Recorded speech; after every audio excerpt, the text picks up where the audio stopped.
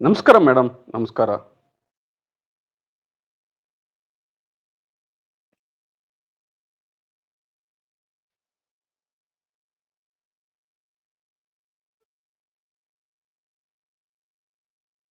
ನಮಸ್ಕಾರ ಮೇಡಮ್. ಇದು ಏನಿದ್ರು ನಮ್ದು ಒಂದು ಸ್ವಲ್ಪ ಏನು ಎಂಥದ್ದು ಕಿಂಚಿತ್ ಸೇವೆ ಅಂತ ಅನ್ಕೋಬಹುದು ಅಷ್ಟೇ.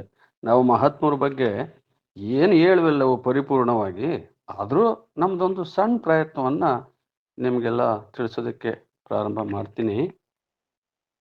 ಶ್ರೀ ಗುರುಭ್ಯೋ ನಮಃ. ಗುರುಪರಾತ್ಪರ ಜಗತ್ಪರ ಗುರು ಸದಾ ಪರಮಾತ್ಮ ವಿಶ್ವನೇ ಗುರುವರ ಗುರು ಜಗಜ್ಜೀವಾತ್ಮ ಭಾವಹರ ಗುರು ಬಾಹ್ಯಾಂತರ ಪರಮಗುರು ಸಚ್ಚಿದಾನಂದ ಅವಧೂತಯೇ ನಮಃ. ಹೀಗೆ ಈ ನೆಲದ ಈ ನಾಡಿನ ಎಲ್ಲ ದಾರ್ಶನಿಕರನ್ನ ಒಮ್ಮೆ ಸ್ಮರಣೆ ಮಾಡ್ತಾ, ನಮ್ಮ ಗುರು ಹಿರಿಯರು ಮಹಾತ್ಮರುಗಳು ಋಷಿಮುನಿಗಳನ್ನ ಸ್ಮರಿಸುತ್ತಾ, ನಾಥ ಪಂಥದೊಳಗೆ ಬರ್ತಕ್ಕಂಥ ಒಂದು ಟಿಸಿಲಾಗಿ ಕೊಂಬೆಯಾಗಿರ್ತಕ್ಕಂಥ ಅವಧೂತ ಪರಂಪರೆಯ ಆದಿಗುರುಗಳಾದ ದತ್ತಾತ್ರೇಯರ ಸ್ಮರಣೆ ಮಾಡ್ತಾ, ಈ ಅವಧೂತ ಪರಂಪರೆಗೆ ಕರ್ನಾಟಕದ ಚಕ್ರವರ್ತಿ, ಅವಧೂತ ಚಕ್ರವರ್ತಿ ಅಂತ ಮನೆ ಮನೆಯ ಮಾತಾಗಿರುವ ಶ್ರೀ ಶ್ರೀ ಚಿದಾನಂದ ಅವಧೂತರನ್ನ ಇಲ್ಲೊಮ್ಮೆ ಸ್ಮರಣೆ ಮಾಡ್ತಾ, ಆ ಗುರು ಪರಂಪರೆಯಲ್ಲಿ ಬರ್ತಕ್ಕಂಥ ರುದ್ರಮುನಿ ಸ್ವಾಮಿ ನಮ್ಮ ತಾತನವರಾದ ಕೆಂಚಾವಧೂತರನ್ನ ಈ ಸ್ಮರಣೆ ಮಾಡ್ತಾ, ಇವತ್ತಿನ ಕಾರ್ಯಕ್ರಮದಲ್ಲಿ ಶ್ರವಣ ಮಾಡಲಿಕ್ಕೆ ಬಂದಿರ್ತಕ್ಕಂಥ ಸರ್ವರಿಗೂ ನನ್ನ ಶರಣಾರ್ಥಿಗಳು. ಈ ಅವಧೂತ ಅನ್ನೋ ಒಂದು 4 ಅಕ್ಷರದ ಪದ, ಅದು ಯಾಕೋ ಏನೋ ಆಧ್ಯಾತ್ಮ ಜೀವನದಲ್ಲಿ ಎಲ್ಲರನ್ನೂ ಆಕರ್ಷಣೆ ಮಾಡಿಬಿಡುತ್ತೆ. ಇರೋದೇ 4 ಅಕ್ಷರ, ಒಂಥರ ಏನೋ ಆಯಸ್ಕಾಂತದಂಗೆ ಸೆಳೀತದೆ. ಯಾರ್ಯಾರು ಆಧ್ಯಾತ್ಮ ಜೀವಿಗಳಿದ್ದಾರೆ ಅವ್ರಿಗೆ ಒಮ್ಮೆ ಯಾರಾದರೂ ನಡೆದಾಡುವ ಅವಧೂತನನ್ನ ನಾವು ದರ್ಶನ ಮಾಡ್ಬೇಕಲ್ಲ ಅನ್ಸೋದು ಸಹಜ. ಅಷ್ಟೇ ಕುತೂಹಲವಾದದ್ದು ಅಂದ್ರೆ ಅವಧೂತ ಅಂದ್ರೇನು, ಆ 4 ಅಕ್ಷರದ ಅರ್ಥವೇನು, ಆ ಪರಂಪರೆ ಹೇಗೆ, ಅವರ ಆಚಾರ ವಿಚಾರಗಳು ಹೇಗಿರ್ತವೆ, ಅವ್ರೇನು ಗೃಹಸ್ಥರು, ಏನು ಪೂರ್ವ ಸನ್ಯಾಸಿಗಳು, ಅವ್ರೇನು ಗೃಹವಾಸಿಗಳೋ ಏನು ಅರಣ್ಯವಾಸಿಗಳು, ಹೀಗೆಲ್ಲ ಸಹಜವಾದ ಕುತೂಹಲಗಳು ಬಂದೇ ಬರ್ತವೆ. ಅವಧೂತ ಪದದ ಅರ್ಥ ಹೇಗಿದೆ ಅಂತಂದ್ರೆ, ನಾವೇನಾದ್ರೂ ಅವಧೂತ ಉಪನಿಷತ್ತು ಮಂತ್ರವನ್ನ ಒಂದು ಸಾರಿ ಗಮನ ಹರಿಸಿದ್ದಾದ್ರೆ, ಈ 4 ಅಕ್ಷರಕ್ಕೆ ಆ, ವ, ಧು ಮತ್ತು ತ ಅನ್ನೋದಕ್ಕೆ ಅವರೊಂದು ನಿರ್ವಚನವನ್ನು ಕೊಟ್ಟಿದ್ದಾರೆ. ತುಂಬಾ ಸೊಗಸಾದ ಗಂಭೀರವಾದ ನಿರ್ವಚನ ಇದೆ. ಅಕ್ಷರತ್ವಾತ್ ವರಣ್ಯತ್ವಾತ್ ಧೂತ ಸಂಸಾರ ಬಂಧನಾತ್ ತತ್ವಮಸ್ಯಾದಿ ಲಕ್ಷ್ಯತ್ವಾತ್ ಅವಧೂತಂ ಇತಿರಿಯತೆ ಅಂತ ಹೇಳಿ ಅದರ ಅರ್ಥ. ಅಕ್ಷರತ್ವಾತ್ ಅಂದ್ರೆ ಯಾರಿಗೆ ನಾಶವೇ ಇಲ್ವೋ ಅಥವಾ ಯಾವುದಕ್ಕೆ ನಾಶವೇ ಇಲ್ವೋ, ವರೆಣ್ಯತ್ವಾತ್ ಅಂತಂದ್ರೆ ಅತ್ಯಂತ ಶ್ರೇಷ್ಠ ಪುರುಷೋತ್ತಮ ಎಂಬ ಅರ್ಥವುಳ್ಳದ್ದಾಗಿ, ಧೂತ ಸಂಸಾರ ಬಂಧನಾತ್ ಈ ಸಂಸಾರದ ಬಂಧನಗಳೇನಿದಾವೆ, ಮಡದಿ ಮಕ್ಕಳು ಅಂತಸ್ತು ಅಧಿಕಾರ ಅಂತ ಏನಿದೆ, ತನುವಿನ ಅಭಿಮಾನ, ಮನದ ಅಭಿಮಾನ, ಸಂಸಾರದ ಅಭಿಮಾನಗಳು, ತಾಪತ್ರಯಗಳು, ವಾಸನೆಗಳು ಅಂತ ಏನಿದೆ, ಇವೆಲ್ಲ ಧೂಳಿನ ಸಮ ಎಂದು, ಅಂಗಾರ ಎಂದು, ಅದಕ್ಕೆ ನಾವು ಹಳ್ಳಿ ಭಾಷೆಯಲ್ಲಿ ಧೂಳ್ತ ಅಂತ ಕರಿತೀವಿ. ಅವಧೂತ ಮಠದೊಳಗೆ, ಅವಧೂತ ಮಂದಿರದೊಳಗೆ ಈ ಧೂಳ್ತವನ್ನ ಇಟ್ಟಿರ್ತಾರೆ. ನಿನ್ನ ನಾನು ನನ್ನದು ಎಂಬ ಅಹಂಕಾರ ಮಮಕಾರ ಇದರಂಗೆ ಧೂಳಾಗಿರಬೇಕು, ಅವನು ಅವಧೂತ ಸ್ಥಿತಿಗೆ ಯೋಗ್ಯ ಅಂತ. ಹಾಗಾಗಿ ಧೂತ ಸಂಸಾರ ಬಂಧನಾತ್ ಅಂತ ಹೇಳ್ತಾ, ಅಷ್ಟು ವೈರಾಗ್ಯಶೀಲನಾಗಿ ತತ್ವಮಸ್ಯಾದಿ ಲಕ್ಷ್ಯತ್ವಾತ್ ಸದಾ ತತ್ವಮಸಿ ಚಿಂತನೆಯಲ್ಲಿ ತೊಡಗಿರ್ತಕ್ಕಂಥವನು, ತತ್ವಮಸಿ ವಾಕ್ಯದ ಲಕ್ಷ್ಯಾರ್ಥದ ಕಡೆ ಗಮನ ಕೊಡ್ತಕ್ಕಂಥವನು. ಬರೀ ಚಿಂತನೆ ಅಷ್ಟೇ ಅಲ್ಲ, ತತ್ವಮಸಿ ವಾಕ್ಯ ಏನಿದೆ ಅದರ ಒಂದು ಪದಾರ್ಥ, ಆ ಅರ್ಥ ಏನಿದೆ ಆ ಅರ್ಥದಂತೆ ಬಾಳಿ ಬದುಕುವವನೇ ಅವಧೂತ ಅಂಥೇಳಿ ಈ ಮಂತ್ರ ಅದರ ನಿರ್ವಚನವನ್ನು ಮಾಡುತ್ತೆ. ಇವರನ್ನ ಅವಧೂತರು ಅಂತ ಕರೀತಾರೆ. ಅದಕ್ಕೆ ನಮ್ಮ ಕೊಳಾಳ್ ಮಠದಲ್ಲಿ ಒಂದು ತತ್ವ ಆಡ್ತಾರೆ, ಅವಧೂತರೆಂದರೆ ಅವರೇ ಯಾರವ್ವ, ಅವರಿಗೆ ಸರಿಸಮ ಇಹರೇ ಯಾರವ್ವ. ಅವಧೂತರೆಂದರೆ ಅವರೇ ಯಾರವ್ವ, ಅವರಿಗೆ ಸರಿಸಮ ಇಹರೇ ಯಾರವ್ವ. ತವ ಪದವಿಯ ಸೂರೆಗೊಂಡವರವ್ವ, ಶಿವನಾಗಿ ಜಗದೋಳು ಬೆಳಗುವರವ್ವ. ಆ ಎಂದರೆ ಆಸೆ ಪಾಸೆ ಹಂಗನು, ಅಭಿಮಾನವೆಲ್ಲ ಸೂರೆಗೊಂಡವನವ್ವ. ಆದಿ ಮಧ್ಯಾಂತರ ನಿರ್ಮಲನಾಗಿ ಆನಂದ ಸಾಮ್ರಾಜ್ಯ ಆಳುವನವ್ವ. ಇದು ಆ ಪದಕ್ಕೆ ಅವರು ನಿರ್ವಚನವನ್ನು ಕೊಡ್ತಾ ಇದ್ದಾರೆ, ಆ ಅಕ್ಷರಕ್ಕೆ ಏನು ಅರ್ಥ ಅಂತೇಳಿ. ಇನ್ನು ವಾ ಅಕ್ಷರಕ್ಕೆ ಒಲವಿನ ದೇಹದ ವಿಷಯ ವಾಸನೆ ವರ್ಜಿತನವ್ವ. ವಾಚ ವಾಣಿ ಯೋನಂದಿಲ್ಲದೆ ತಾನು ವರ್ತಮಾನದಿ ತಿರುಗುವನವ್ವ. ತನಗೆ ಹಿಂದಿನದ ನೆನಪೇ ಇಲ್ಲ, ಮುಂದಿನದ ಜೀವನದ ಬಗ್ಗೆ, ಮುಂದಿನ ಕಾಲ ಭವಿಷ್ಯತ್ ಕಾಲದ ಬಗ್ಗೆ ಯೋಚನೆಗಳೇ ಇಲ್ಲ, ಅದರ ಇಂಗಿತವೇ ಇಲ್ಲ. ಈಗ ಬಂದಿದ್ದೀನಿ, ವರ್ತಮಾನ ಕಾಲದಲ್ಲಿ ನಾನು ಜೀವನ ಮಾಡ್ತಾ ಇದ್ದೀನಿ, ಇದಿಷ್ಟೇ ಅಂಥೇಳಿ ವರ್ತಮಾನದವಳು ತಿರುಗುವನವ್ವ. ಧೂ ಎಂದರೆ ಧೂಳಿ ದೂಷಣ ಭೂಷಣ. ಈ ಜಗತ್ತಿನ ಭೂಷಣಗಳು, ಕೀರ್ತಿಗಳು, ಹೊಗಳಿಕೆಗಳು, ಸ್ತುತಿಗಳು ನನಗೆ ಧೂಳಿನ ಸಮಾನ. ಅವರು ದೂಷಣೆ ಆದ್ರೂ ಮಾಡಲಿ, ಅದು ನನಗೆ ಧೂಳಿನ ಸಮಾನ. ಅಂದ್ರೆ ದೂಷಣವನ್ನು ಮತ್ತು ಭೂಷಣವನ್ನು ಎರಡೂ ಸಮನಾಗಿ ಕಾಣ್ತಕ್ಕಂಥವನು ಯಾವನು, ಅವನು ಅವಧೂತ ಆಗೋದಕ್ಕೆ ಯೋಗ್ಯ. ಅದು ಸ್ತುತಿ ಆಗಿರ್ಬೋದು, ಅದು ನಿಂದೆ ಆಗಿರ್ಬೋದು, ಆದರೆ ಅದಕ್ಕೆ ವಿಚಲಿತನಾಗಲ್ಲ ಅನ್ನೋ ಒಂದು ಮನಸ್ಥಿತಿಯಲ್ಲಿ ಅಚಲದಲ್ಲಿ ನಿಂತವನು. ಧೂಳಿನ ಸಮನೆಂದು ತಿಳಿದವನವ್ವ, ಧ್ಯಾನ ಧಾರಣೆ ಸಮದಮೆ ಮೀರಿದ ದತ್ತ ದಿಗಂಬರ ಯತಿವರನವ್ವ. ಅವಧೂತ ಅಂದ್ರೆ ಅವನು ದಿಗಂಬರ. ದಿಗಂಬರ ಅಂದ್ರೆ ಆಕಾಶ, ಆಕಾಶ ಅಂದ್ರೆ ಬಯಲು. ನಾನು ನಂದು ಅನ್ನೋದು ಎಲ್ಲವನ್ನು ಬಯಲು ಮಾಡ್ಕೊಂಡವನು, ಮಾನ ಅಭಿಮಾನ ಸಹಿತವಾಗಿ. ತಾನೇ ಸಾಕ್ಷಾತ್ ಬ್ರಹ್ಮನಾಗಿ ಇರ್ತಕ್ಕಂಥವನು ಅವಧೂತ ಅಂಥೇಳಿ. ಹಾಗಾಗಿ ಇಲ್ಲಿ ದತ್ತ ಯೋಗೀಂದ್ರರನ್ನ ಸೇರಿಸ್ಕೊಂಡಿದ್ದಾರೆ. ದತ್ತ ದಿಗಂಬರ ಯತಿವರನವ್ವ. ತಾಯೆಂದರೆ ತತ್ವಮಸಿ ಲಕ್ಷ್ಯಾರ್ಥವ, ತಿಳಿದು ತನ್ಮಯನಾದವನವ್ವ. ತಾ ಅಕ್ಷರದ ಅರ್ಥವನ್ನು ಹೇಳ್ತಾರೆ ನೋಡಿ, ಅವನು ತನ್ಮಯನಾದವನು ತತ್ವಮಸಿಯೊಳಗೆ. ಏನೊಂದಿಲ್ಲದೆ ತಾನೆಂಬುದಿಲ್ಲದೆ ತುರ್ಯಾತೀತ ಯತಿವರನವ್ವ. ಅವಸ್ಥೆಗಳಲ್ಲಿ 5 ಅವಸ್ಥೆಗಳು, ಜಾಗ್ರ, ಸ್ವಪ್ನ, ಸುಷುಪ್ತಿ, ತುರ್ಯಾತೀತ ಅಂಥೇಳಿ. ಈ ತುರ್ಯಾತೀತ ಅವಸ್ಥೆ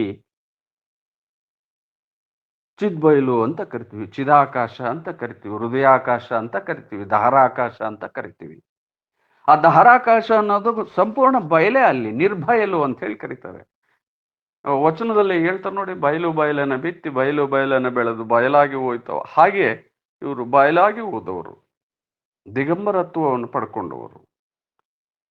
ತನ್ನದು ಅನ್ನೋದು ಏನೂ ಇಲ್ಲದಂಗೆ ಇದ್ದಂಥ ಮಹಾತ್ಮರನ್ನ ಆ ರೀತಿ ನಡೆದಾಡುವ ದೈವ ಅಂಥೇಳಿ ನಂಬಿರ್ತಕ್ಕಂಥದ್ದು. ಅವರು ಜೀವನ್ಮುಕ್ತರು.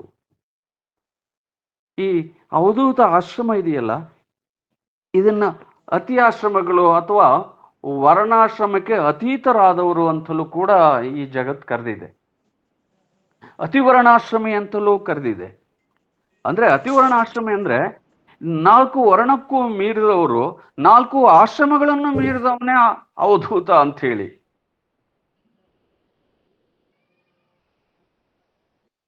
ಅಂಥ ಮಹಿಮಾ ಪುರುಷರಾದವರು ಅವಧೂತರು ಸ್ಥಿತಿಯನ್ನು ತಲುಪಿರ್ತಾರೆ ಅಂತ ಹೇಳಿ. ಈ ಬಗ್ಗೆ ಗುರು ಬಸವಾರ್ಯರನ್ನರು ಒಂದು ಅವಧೂತ ಗೀತೆಯನ್ನು ಬರೆದಿದ್ದಾರೆ. ಆ ಅವಧೂತ ಗೀತೆಯಲ್ಲಿ ಅವಧೂತ ಪದದ ನಿರ್ವಚನವನ್ನು ಚೆನ್ನಾಗಿ ಹೇಳ್ತಾರೆ ಅವರು.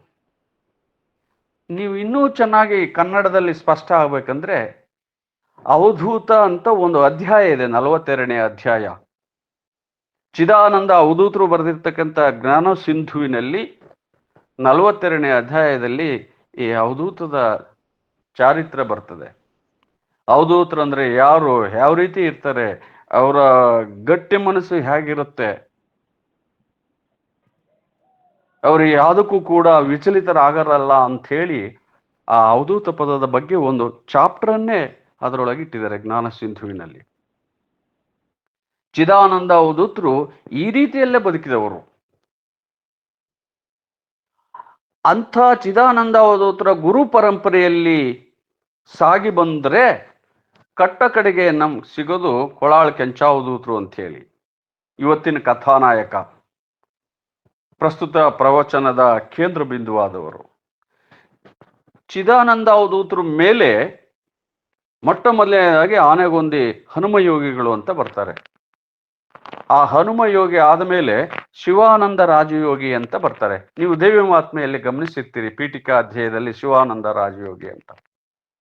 ಆ ಶಿವಾನಂದ ರಾಜಯೋಗಿ ಶಿಷ್ಯನೇ ಕೊಂಡಪ್ಪಜ್ಜರು ಅಥವಾ ಕೊಂಡಾರಿಯರು ಅಂತ ಹೇಳಿ ಕಂಪ್ಲಿ ಪಕ್ಕದಲ್ಲಿರ್ತಕ್ಕಂಥ ಅಯೋಧ್ಯೆ ಗ್ರಾಮದವರು. ಅವರು ಅಯೋಧ್ಯೆಯಲ್ಲಿ ಒಂದು ಗುರುಕುಲ ಕಟ್ಕೊಂಡಿದ್ದವರು. ಆ ಕೊಂಡಾರಿಯರ ಶಿಷ್ಯರೇ ದೇವಿ ಮಹಾತ್ಮೆಯ ಕರ್ತೃ, ಜ್ಞಾನ ಸಿಂಧುವಿನ ಕರ್ತೃ, ಸುಮಾರು ಆಧ್ಯಾತ್ಮದ 18 ಕೃತಿಗಳನ್ನು ಬರೆದಂಥ ಮಹಾತ್ಮ ಕವಿ ಅವಧೂತ ಅಂದ್ರೆ ಚಿದಾನಂದರು. ಈ ಚಿದಾನಂದರ ನಂತರ ಸಿದ್ಧಾವಧೂತರು, ಆಮೇಲೆ ಗೋವಿಂದ ಅವಧೂತರು, ಆಮೇಲೆ ಎರ್ದಿಮ್ಮ ಅವಧೂತರು ಅಂತ ಬರ್ತಾರೆ. ಎರ್ದಿಮ್ಮ ಅವಧೂತರು ಕಂಪ್ಲಿ ಊರಿನವರು. ಎರ್ದಿಮ್ಮ ಅವಧೂತರ ಶಿಷ್ಯರೇ ಹಂಪೆ ಬಳಿ ಇರ್ತಕ್ಕಂಥ ಕಾಳಘಟ್ಟದ ರುದ್ರಮುನಿ ಶಿವಾಚಾರ್ಯರು. ಆ ರುದ್ರಮುನಿ ಶಿವಾಚಾರ್ಯರ ನೇರ ಶಿಷ್ಯ ಅಂತಂದ್ರೆ ಕೊಳಾಳು ಕೆಂಚಾವಧೂತರು. ಇಲ್ಲಿಗೆ ಇವ್ರ ಗುರು ಪರಂಪರೆ ಇಷ್ಟಕ್ಕೆ ನಿಲ್ಲಿಸ್ತೀನಿ. ಇನ್ನು ನೇರವಾಗಿ ಕೆಂಚಾವಧೂತರ ಬಗ್ಗೆ ಬರೋದಾದ್ರೆ, ಅವರು ಮೂಲತಃ ಕೊಳಾಳು ಸ್ವಗ್ರಾಮದವರೇನಲ್ಲ. ಅವರ ಪೂರ್ವ ಪರಂಪರೆ ಅದೆಲ್ಲವೂ ಕೂಡ ಅವ್ರನ್ನ 15ನೇ ಶತಮಾನದಲ್ಲಿ ಗಮನಿಸಿದ್ದೇ ಆದ್ರೆ, ಹೊಸದುರ್ಗ ತಾಲೂಕು ಮತ್ತೋಡು ಅಂತ ಒಂದು ಗ್ರಾಮ ಬರುತ್ತೆ. ಮತ್ತೋಡದಲ್ಲಿ ಹರಿಹರದ ಲಿಂಗಪ್ಪನನ್ನ ಆರಾಧನೆ ಮಾಡಿಕೊಂಡು ಅರ್ಚಕರಾಗಿ ಕೆಲಸ ಮಾಡ್ಕೊಂಡಿದ್ದಂತ ಅವರ ಪೂರ್ವಜರು. ಅಲ್ಲಿ ಹಾಲಪ್ಪ ದೊರೆ ಎಂಬನು 17ನೇ ಶತಮಾನದಲ್ಲಿ ಒಂದು ತಾಮ್ರ ಶಾಸನವನ್ನು ಹೊರಡಿಸಿ, ನೀವು ವಾಣವಿಲಾಸಪುರದ ಮಾರಿಕಣಿವೆ ಸ್ಥಳಕ್ಕೆ ಹೋಗಿ ಅಲ್ಲಿ ಮಾರಿಕಾಂಬಾ ದೇವಿಯನ್ನ ಪೂಜೆ ಮಾಡ್ರಿ ಅಂತ ಒಂದು ತಾಮ್ರ ಶಾಸನ ಹೊರಡಿಸ್ಬಿಡ್ತಾರೆ. ಹಾಗಾಗಿ ಹರಿಹರ ಲಿಂಗಪ್ಪನ ಅರ್ಚಕರು ರಾಜಾಜ್ಞೆಯಂತೆ ಮಾರಿಕಣಿವೆ ದೇವಿ ಪೂಜೆಯನ್ನ ಮಾಡ್ತಾರೆ, ಅರ್ಚಕರಾಗ್ತಾರೆ. ಆದ್ರೆ ಅವರು ನೆಲೆ ನಿಂತಿದ್ದು ಭರಮಗಿರಿ ಅಂತ. ಮಾರಿಕಣಿವೆ ತುಂಬಾ ಹತ್ರ ಇದೆ, ಒಂದು 3 ಕಿಲೋಮೀಟರ್ ಆಗತ್ತೆ. ಆ ಭರಮಗಿರಿಯಲ್ಲಿ ನೆಲೆ ನಿಂತು ಒಂದು ದೇವರೋಲ ಇರುತ್ತೆ, ದೇವರೋಲವನ್ನ ಸಂಪಾದನೆ ಮಾಡ್ಕೊಳ್ತಾ ಆ ದೇವಿಯನ್ನ ಪೂಜೆ ಮಾಡ್ತಾರೆ. ಜಾತ್ರೆ ಪಾತ್ರೆ ಎಲ್ಲ ನಡೆಸ್ಕೊಂಡು ಹೋಗ್ತಾರೆ. ಆದ್ರೆ ಒಂದು ದಿವಸ ಅದೇನೋ ಈ ಕೆಂಚಾವಧೂತರ ಪೂರ್ವಜರಿಗೆ ಒಂದು ಸ್ವಪ್ನ ಬಿದ್ದಿತ್ತಂತೆ. ಇನ್ನು ನೀವು ಇಲ್ಲಿ ಮಾಡೋದು ಕೆಲಸ ಆಯ್ತು, ಇನ್ನು ಮುಂದೆ ಮಹಾತ್ಮನೊಬ್ಬ ಹುಡ್ತಾನೆ, ನೀವು ಬೇರೆ ಕಡೆ ಹೋಗ್ಬೇಕಾಗುತ್ತೆ ಅಂತೇಳಿ ಸ್ವಪ್ನದಾಗೆ ದೇವಿ ಬಂದು ಏನೋ ಹೇಳಿದಂತೆ ಅಂಥೇಳಿ, ಆ ಯಜಮಾನನ ಹೆಸರು ಲಿಂಗಪ್ಪ ಅಂತ. ಅವನು ಸ್ವಪ್ನದ ಪ್ರಕಾರ ಆ ಭರಮಗಿರಿ ಊರನ್ನ ಬಿಟ್ಟು ಕೊಳಾಳಿಗೆ ಬಂದು ನೆಲೆಸ್ತಾರೆ. ಕೊಳಾಳ ಜನ ಅವ್ರನ್ನ ಯಾರು ಎತ್ತ ಅಂತ ಕೇಳ್ಬಿಟ್ಟು ಪರಿಚಯ ಮಾಡಿ ಅವ್ರಿಗೆ ಸಹಕಾರ ಕೊಡ್ತಾರೆ. ಹಾಗಾಗಿ ಆ ಲಿಂಗಪ್ಪ ನಾನು ಕೊಳಾಳಗೆ ನೆಲೆ ನಿಲ್ತಾನೆ. ಆಗ ಕಟ್ಟಿದಂತ 48 ಕಂಬದ ಕಲ್ಲು ಮಾಳಿಗೆ ಮನೆ ಈಗಲೂ ಕೊಳಾಳಲ್ಲಿ ಸುಮಾರು 300 ವರ್ಷ ಆಗಿರ್ಬೋದು, 250-300 ವರ್ಷ ಅಂತ ಇಟ್ಕೊಳ್ಳಿ, ಹಾಗೆ ಇದೆ, ಅದನ್ನೇನು ಮುಟ್ಟಿಲ್ಲ. ಆ ಮನೆಯಲ್ಲಿಗೆ ಜನಿಸಿದವರು ಕೆಂಚಪ್ಪನವರು. ಲಿಂಗಪ್ಪನ ಮಕ್ಕಳು 3 ಇರ್ತಾರೆ, ಮಾರಪ್ಪ, ಕರಿಯಪ್ಪ, ಗೂಳಪ್ಪ ಅಂತ. ಗೂಳಪ್ಪ ಕರಿಯಪ್ಪ ಅಂದ ಅಷ್ಟ ಸಂತತಿ ಮಾರಪ್ಪಗೆ ಕೆಂಚಾವಧೂತರು ಹುಡ್ತಾರೆ. ಅವ್ರ ತಂದೆ ಹೆಸರು ಮಾರಪ್ಪ, ತಾಯಿ ಹೆಸರು ಚೆನ್ನಮ್ಮ ಅಂತ ಹೇಳಿ. ಅವರ ದಂಪತಿಗಳ ಗರ್ಭದಲ್ಲಿ ಜನಿಸೋದು ಕೆಂಚಪ್ಪನವರು. ಆಗ ಇವ್ರಿಗೆ ಇಟ್ಟಂತ ಜನ್ಮನಾಮ ದೊಡ್ಡ ಕೆಂಚಪ್ಪ ಅಂತ ಹೇಳಿ ಇರ್ತಾರೆ. ಅದು ಏನ್ ಬಂದಿತ್ತೋ ರಾಶಿ ನಕ್ಷತ್ರ ಫಲ ದೊಡ್ಡವನು ಅಂತ ಆಗ್ಲೇ ಬಂದ್ಬಿಟ್ಟಿದೆ, ಜನ್ಮದಲ್ಲೇ ಬಂದ್ಬಿಟ್ಟಿದೆ ದೊಡ್ಡ ಕೆಂಚಪ್ಪ ಅಂತ ಹೇಳಿ. ಯಾರು ಕಂಡಿರ್ಲಿಲ್ಲ ಇವ್ರ ಮುಂದೆ ದೊಡ್ಡವರು ಆಗ್ತಾರೆ, ಮಹಾತ್ಮರು ಆಗ್ತಾರೆ ಅಂತ ಹೇಳಿ. ಈ ದೊಡ್ಡ ಕೆಂಚಪ್ಪ ಬಾಲ್ಯದಲ್ಲಿ ಬಹಳ ಮಂಕ್ನಂಗೆ ಇರ್ತಿದ್ದಂತ್ರೆ. ಅಷ್ಟೇನು ಲವಲವಿಕೆಯಿಂದ ಚಟಪಟ ಅಂತ ಓಡಾಡ್ದಾರಲ್ಲಂತೆ. ಕುಂತಲ್ಲೇ ಕುಂತಿರೋದು, ನಿಂತಲ್ಲೇ ನಿಂತಿರೋದು, ಬದುಕು ಮಾಡ್ತಾ ಇದ್ರೆ ಬರೀ ಅದೇ ಬದುಕು ಮಾಡ್ತಾ ಇರೋದು, ಎಲ್ಲದರಲ್ಲೂ ಭಾರಿ ನಿಧಾನ ಪ್ರವೃತ್ತಿ ಸ್ವಭಾವದರಂತೆ ಇವರು. ಯಾವುದಕ್ಕೂ ತೊರೆಯೋದು ಅಂತಿರ್ಲಿಲ್ಲ, ಬಹಳ ಸಮಾಧಾನವಾಗಿರೋರಂತೆ ಕೆಂಚಾವಧೂತರು. ತಂದೆ ತಾಯಿಗಳು ಸ್ಕೂಲ್ಗೆ ಹಾಕನಂತ ಯೋಚನೆ ಮಾಡ್ತಾರೆ. ಬಹಳ ಮಂಕು ದಿಣ್ಣೆ ತರ ಇರೋದು ನೋಡಿ ಇವ್ರಿಗೆ ಸ್ಕೂಲ್ಗೆ ಹಾಕೋದಿಲ್ಲ, ಇವರು ಸ್ಕೂಲ್ಗೂ ಹೋಗಲ್ಲ, ಇವರು ಹೆಬ್ಬೆಟ್ಟು, ಓದು ಬರಹ ಇಲ್ದವರು, ಓದ್ಲೇ ಇಲ್ಲ. ಹಾಗೆ ತಂದೆ ತಾಯಿಗಳ ಆಲೋಚನೆ ಮಾಡಿ ಇವನನ್ನ ಕುರಿ ದನ ಕಾಯಕ್ ಹಾಕಿದ್ರೆ ಏನಾನ ಚಟುವಟಿಕೆ ಬರುತ್ತೇನೋ, ಯಾಕೋ ಮಂಕ ಆಗ್ಬಿಟ್ಟಿದನಲ್ಲ ಅಂಥೇಳಿ ಮಗನ ಮೇಲೆ ಪ್ರೀತಿಯಿಂದ ಕುರಿ ದನ ಕುರಿಯಕ್ ಹೋಗೋ ಅಂದ್ರೆ ಕುರಿಯಕ್ ಹೋಗೋದು, ಅಥವಾ ಹೊಲ ಕಾಯಕ್ ಹೋಗೋ ಅಂದ್ರೆ ಹೊಲ ಕಾಯಕ್ ಹೋಗೋದು. ಊಟಕ್ಕೆ ಇವರೇ ಹೋಗಿ ಕೊಟ್ಟು ಬಂದ್ರೆ ಊಟ ಮಾಡೋದು, ತನಗೆ ಹಸುವಾಯ್ತು ಅಂತ ಮನೆಗೆ ಬಂದು ಊಟನೇ ಮಾಡ್ತಿರಲಿಲ್ಲ. ಇವರೇ ತಾಯಿ ತಂದೆಗಳೇ ಪ್ರೀತಿಯಿಂದ ಹೋಗಿ ಊಟ ಬುತ್ತಿಯನ್ನು ಕೊಟ್ಟು ಬರಬೇಕು. ಎಲ್ಲೋಗ್ತಾರೋ ಅಲ್ಲೇ ಸುಮ್ಮನೆ ಏಕಚಿತ್ತವಾಗಿ ಸಮಾಧಾನದಿಂದ ಇರೋದು ಅವರ ಸ್ವಭಾವವಾಗಿತ್ತು ಅಂತ ಹಿರಿಯರು. ನಾನು ಇವತ್ತು ಈ ಕಥೆಯಲ್ಲಿ ಏನೇನು ಪ್ರವಚನ ಮಾಡ್ತಾ ಇದ್ದೀನಿ, ಇದೆಲ್ಲವೂ ಕೂಡ ಹಿರಿಯರು ಹೇಳಿದ ಮಾತು, ಮತ್ತೆ ಈ ಗ್ರಂಥದಲ್ಲಿ ದಾಖಲಾಗಿರುವ ಮಾತು. 19 ಶತಮಾನದಲ್ಲಿ ಇವೆಲ್ಲ ದಾಖಲೆಗಳು ನಾವು ಗಮನಿಸ್ತೀವಿ. ಕೆಂಚಾವಧೂತರು 1820ರಿಂದ 1903-4 ಇಸ್ವಿವರೆಗೂ ಇದ್ರು ಅಂತ ಒಂದು ಹಿರಿಯರ ಹೇಳಿಕೆ ಇದೆ. ಆದರೆ ಅವರ ಜನನದ ಬಗ್ಗೆ ಯಾವ ದಾಖಲಾತಿ ಇಲ್ಲ, ಅವರ ಮರಣದ ಬಗ್ಗೆನೂ ಕೂಡ ಯಾವುದೇ ದಾಖಲಾತಿ ಇಟ್ಟಿಲ್ಲ ನಮ್ಮ ಮನೆಯಲ್ಲಿ.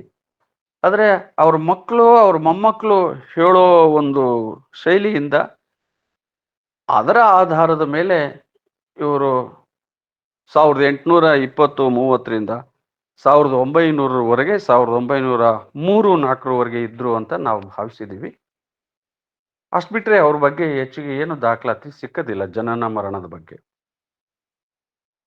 ಇನ್ನು ಅವರು ಸಂಸಾರ ಜೀವನ ಬಂದ್ರೆ ಇವರಿಗೆ ತುಂಬಾ ತಡವಾಗಿ ವಿವಾಹ ಆಗುತ್ತೆ. ಯಾಕೆಂದ್ರೆ ಮಂಕದಿನ್ನೆ, ಹೆಣ್ಣು ಕೊಡೋರಿಲ್ಲ.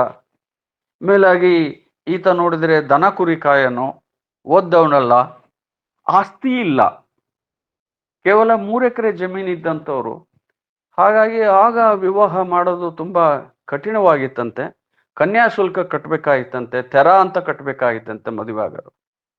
ಸೊ ಹೀಗೆ ನಾನಾ ಕಾರಣಗಳಿಂದ ಸ್ವಲ್ಪ ತಡವಾಗಿ ಅವ್ರದ್ದು ಲಗ್ನ ಆಗ್ತದೆ. ಆ ಲಗ್ನ ಆಗಿರೋದು ಬರಂಗಿರಿಯಲ್ಲಿದೆ, ಹುಚ್ಚಮ್ಮ ಅಂತ ಹೇಳಿ. ಆಕೆಯ ಸ್ವಾಮಿಗಳ ಧರ್ಮಪತ್ನಿ ಹೆಸರು ಹುಚ್ಚಮ್ಮ ಅಂತ. ಇವ್ರಿಗೆ ಒಟ್ಟು 7 ಜನ ಮಕ್ಕಳು, 5 ಜನ ಗಂಡು ಮಕ್ಕಳು, 2 ಜನ ಹೆಣ್ಮಕ್ಳು. ಮೊದಲು ಹೆಣ್ಮಕ್ಳು ಬೈರಮ್ಮ ಅಂದಳೆ ಹಿರಿಯವಳು, ಆಮೇಲೆ 5 ಜನ ಗಂಡ್ಮಕ್ಳು. ಆ 5 ಜನ ಗಂಡ್ಮಕ್ಳಲ್ಲಿ ತಿಪ್ಪೇಸ್ವಾಮಿ ಎಂಬನು ಮಾತ್ರ ಏನೋ ದಡಾರ ಏನೋ ಕಾಯಿಲೆ ಬಂದು 10 ವರ್ಷದಾಗೆ ಆತ ದೇಹತ್ಯಾಗ ಮಾಡ್ಬಿಡ್ತಾನೆ. ಇನ್ನು 4 ಮಕ್ಕಳು ಇದ್ದಾರೆ. ಆ 4 ಮಕ್ಕಳು ವಂಶವೃಕ್ಷ ಈಗಲೂ ಬೆಳೆದಿದೆ. ಒಂದು ಮನೆಯಿಂದ ಈಗ ಸುಮಾರು 18 ಮನೆಗಳು ಕೊಳಾಳು ಗ್ರಾಮದಲ್ಲಿ ಆಗಿದ್ದಾವೆ. ಹೀಗೆ ಕೆಂಚಾವಧೂತರು ಸಂಸಾರ ಜೀವನ, ಮಕ್ಕಳು ಮರಿ ಎಲ್ಲ ಮಾಡಿಕೊಂಡು ಬಡತನದ ಕುಟುಂಬವನ್ನ ಸಾಗಿಸ್ತಾ ಇರ್ತಾರೆ. ಅಂದ್ರೆ ಬಾಲ್ಯದಲ್ಲಿ ಅವ್ರ ತಂದೆ ತಾಯಿಗಳು ಶೈವ ದಂಪತಿಗಳಾಗಿರೋದ್ರಿಂದ ಶಿವಪೂಜೆಯನ್ನ ಮಾಡ್ತಿದ್ರಂತೆ. ಈ ಶಿವಪೂಜೆ ಮಾಡುವಾಗ ತಂದೆ ಹತ್ರ ಹೋಗಿ, ನೀನು ಕೈಯಲ್ಲಿ ಇಟ್ಕೊಂಡಿದೆಯಲ್ಲ ಆ ಕಪ್ಪು ಕಲ್ಲು ಅದೇನು ಅಂತ ಕೇಳರಂತೆ. ಅವರು ಅದಕ್ಕೆ ಪರಮಾತ್ಮ ಅಂತ ಹೇಳಿದ್ರಂತೆ. ಮತ್ತೆ ಈ ಪರಮಾತ್ಮನ ನಾನು ಪೂಜೆ ಮಾಡ್ತೇನೆ ಅಂದ್ರೆ ಆತ ನಿನಗೇನ್ ಮಾಡ್ತಾನೆ, ಯಾಕೆ ಅವನನ್ನ ಪೂಜೆ ಮಾಡ್ತಾ ಇದೀಯ, ಆತನಿಂದ ಏನಾಗುತ್ತೆ ಅಂತ ಹೇಳಿ ಈತ ಪ್ರಶ್ನೆ ಮಾಡರಂತೆ. ನೋಡಪ್ಪ, ಈ ವಯಸ್ಸಲ್ಲಿ ನಿನಗೆ ಅರ್ಥ ಆಗಲ್ಲ. ಪರಮಾತ್ಮನ ಕಾಣಬೇಕು ಅಂದ್ರೆ ಅಷ್ಟು ಸುಲಭ ಅಲ್ಲಪ್ಪ. ಅದಕ್ಕೆ ಗುರುಕೃಪಾ ಯೋಗ ಬೇಕು, ಗುರು ದೊರೆಯಬೇಕು, ಅವರ ಮಾರ್ಗದರ್ಶನ ಬೇಕು. ಆಗ ನಿನಗೆ ಪರಮಾತ್ಮನ ದರ್ಶನ ಆಗುತ್ತೆ. ಆ, ಅದು ಕಾಲ ಬರಲಿ, ನೋಡೋಣ ಅದು ಹೇಗೆ. ನಿನ್ನ ಪುಣ್ಯದಲ್ಲಿ ಸುಕೃತದಲ್ಲಿ ಗುರು ದರ್ಶನ ಇತ್ತು ಅಂದ್ರೆ ನೀನು ಪರಮಾತ್ಮನ ದರ್ಶನ ಮಾಡ್ಬೋದು ಅಂಥೇಳಿ ಒಂದು ಉಪಶಮನದ ಮಾತು ಹೇಳಿ ತಂದೆ ತಾಯಿಗಳು ಕೆಂಚಪ್ಪನವರನ್ನು ಸುಮ್ಮನಿರ್ಸ್ತಾರೆ. ಅದೊಂದೇ ಬೀಜ ಬಿತ್ತಿದ್ದು, ಗುರು ದರ್ಶನ, ಗುರು ಬೇಕು ಅಂತ. ಈ ಗುರುವನ್ನ ಎಂದ್ ಕಂಡನು ಅಂತ ಇವರು ಕುರಿ ಕಾಯಕ್ ಹೋದ್ರು ಅದೇ ಪ್ರಶ್ನೆ, ಅದೇ ಚಿಂತೆ ಮಾಡಾರಂತೆ. ಕುರಿಗಳನ್ನೆಲ್ಲ ಅಡವಿಯಾಗಿ ಬಿಟ್ಬಿಟ್ಟು ಅವ್ ಪಾಡಿಗೆ ಅವ್ ಮೇಯಕ್ ಹೋಗ್ಬಿಡುವ ಕುರಿಗಳು. ಇವ್ರು ಯಾವುದೋ ಒಂದು ಮರದಲ್ಲೇ ಕುತ್ಕೊಂಡು ಗುರು ಒಬ್ಬನ ಹೆಂಗಿರ್ತಾನೆ, ಆ ಗುರು ಸಿಕ್ಕರೆ ಈ ಶಿವ ಅಥವಾ ಪರಮಾತ್ಮನನ್ನು ಹೆಂಗೆ ನಮಗೆ ಒಲಿತಾನೆ, ಈ ಚಿಂತೆ ಮಾಡಾರಂತೆ. ಈ ಯಾರ್ತಾಗೂ ಹೆಚ್ಚು ಮಾತಾಡಿದರಲ್ಲ, ಬರೀ ಮೌನವಾಗಿದ್ದವರು. ಆಮೇಲೆ ಯಾರಿಗೂ ಹಿಂಸೆ ಕೊಟ್ಟವರಲ್ಲ, ಪ್ರಾಣಿಗಳಿಗೂ ಸಹಿತ ಅವ್ರೇನು ಹಿಂಸೆ ಮಾಡಿದಾರಲ್ಲ. ಅಂಥ ಸ್ವಭಾವದಲ್ಲಿ ಸರ್ವಾತ್ಮ ಭಾವ ಇದ್ದವ್ರವರು. ಈ ಗುರು ದರ್ಶನದ ಬಗ್ಗೆ ಆಲೋಚನೆ ಮಾಡ್ತಿರ್ಬೇಕಾದ್ರೆ ಒಂದ್ ದಿವಸ ಸ್ವಪ್ನ ಬೀಳುತ್ತೆ. ಆ ಸ್ವಪ್ನದ ವ್ಯಕ್ತಿ ಯಾರು ಅಂತ ಗೊತ್ತಾಗಲ್ಲ, ಒಬ್ರು ಕಾವಿ ಬಟ್ಟೆರು. ಅದನ್ನ ಯಾರ ಹತ್ರ ಹೇಳ್ಕೊಳ್ಳೋದಿಲ್ಲ. ಆದ್ರೆ ಕೊಳಾಳಿಗೆ ಸುಮಾರು ಒಂದು 10 ಕಿಲೋಮೀಟರ್ ಆಗ್ಬೋದು, ಅಲ್ಲೊಂದು ಕುರುಮರಡಿಕೆರೆ ಅಂತ ಒಂದು ಗ್ರಾಮ ಬರುತ್ತೆ. ಆ ಕುರುಮರಡಿಕೆರೆ ದಕ್ಷಿಣ ಭಾಗಕ್ಕೆ ಒಂದು ಹಳ್ಳ ಹರಿತದೆ. ಅಲ್ಲಿ ಮರಗಳ ತೋಪಿದೆ, ಒಂದು ಹಳ್ಳ, ಮರಗಳ ತೋಪು.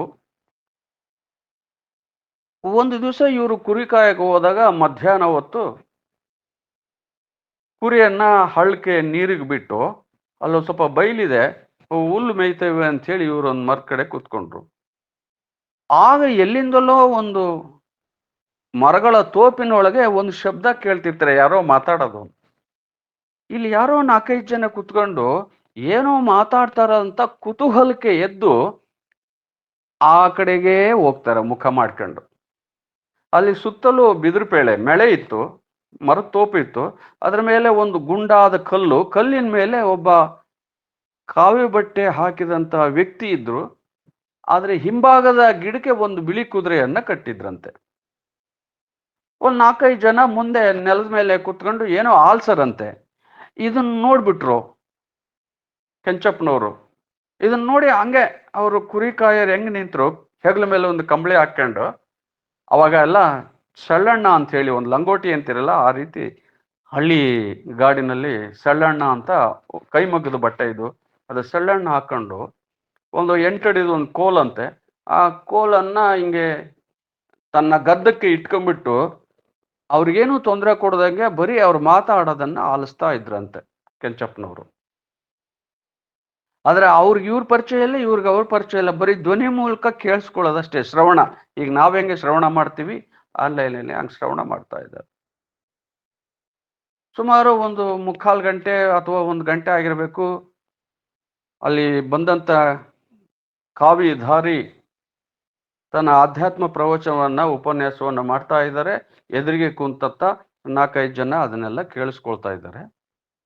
ಇನ್ನು ಮುಕ್ತಾಯಕ್ಕೆ ಅವರು ಒಂದು ಹೇಳ್ತಾರೆ, ನೋಡಪ್ಪ, ನಾನು ಹಂಪೆಯಿಂದ ಇಲ್ಲಿಗೆ ಬಂದು 1 ವಾರ ಆಯ್ತು. 1 ವಾರ ಸತತವಾಗಿ ಬ್ರಹ್ಮಸತ್ಯ ಜಗನ್ಮಿಥ್ಯ ಜೀವೋ ಬ್ರಹ್ಮೈವ ನಾಪರಹ ಅನ್ನೋ ವಿಚಾರದ ಮೇಲೆ ಮಾತಾಡಿದ್ದೀನಿ.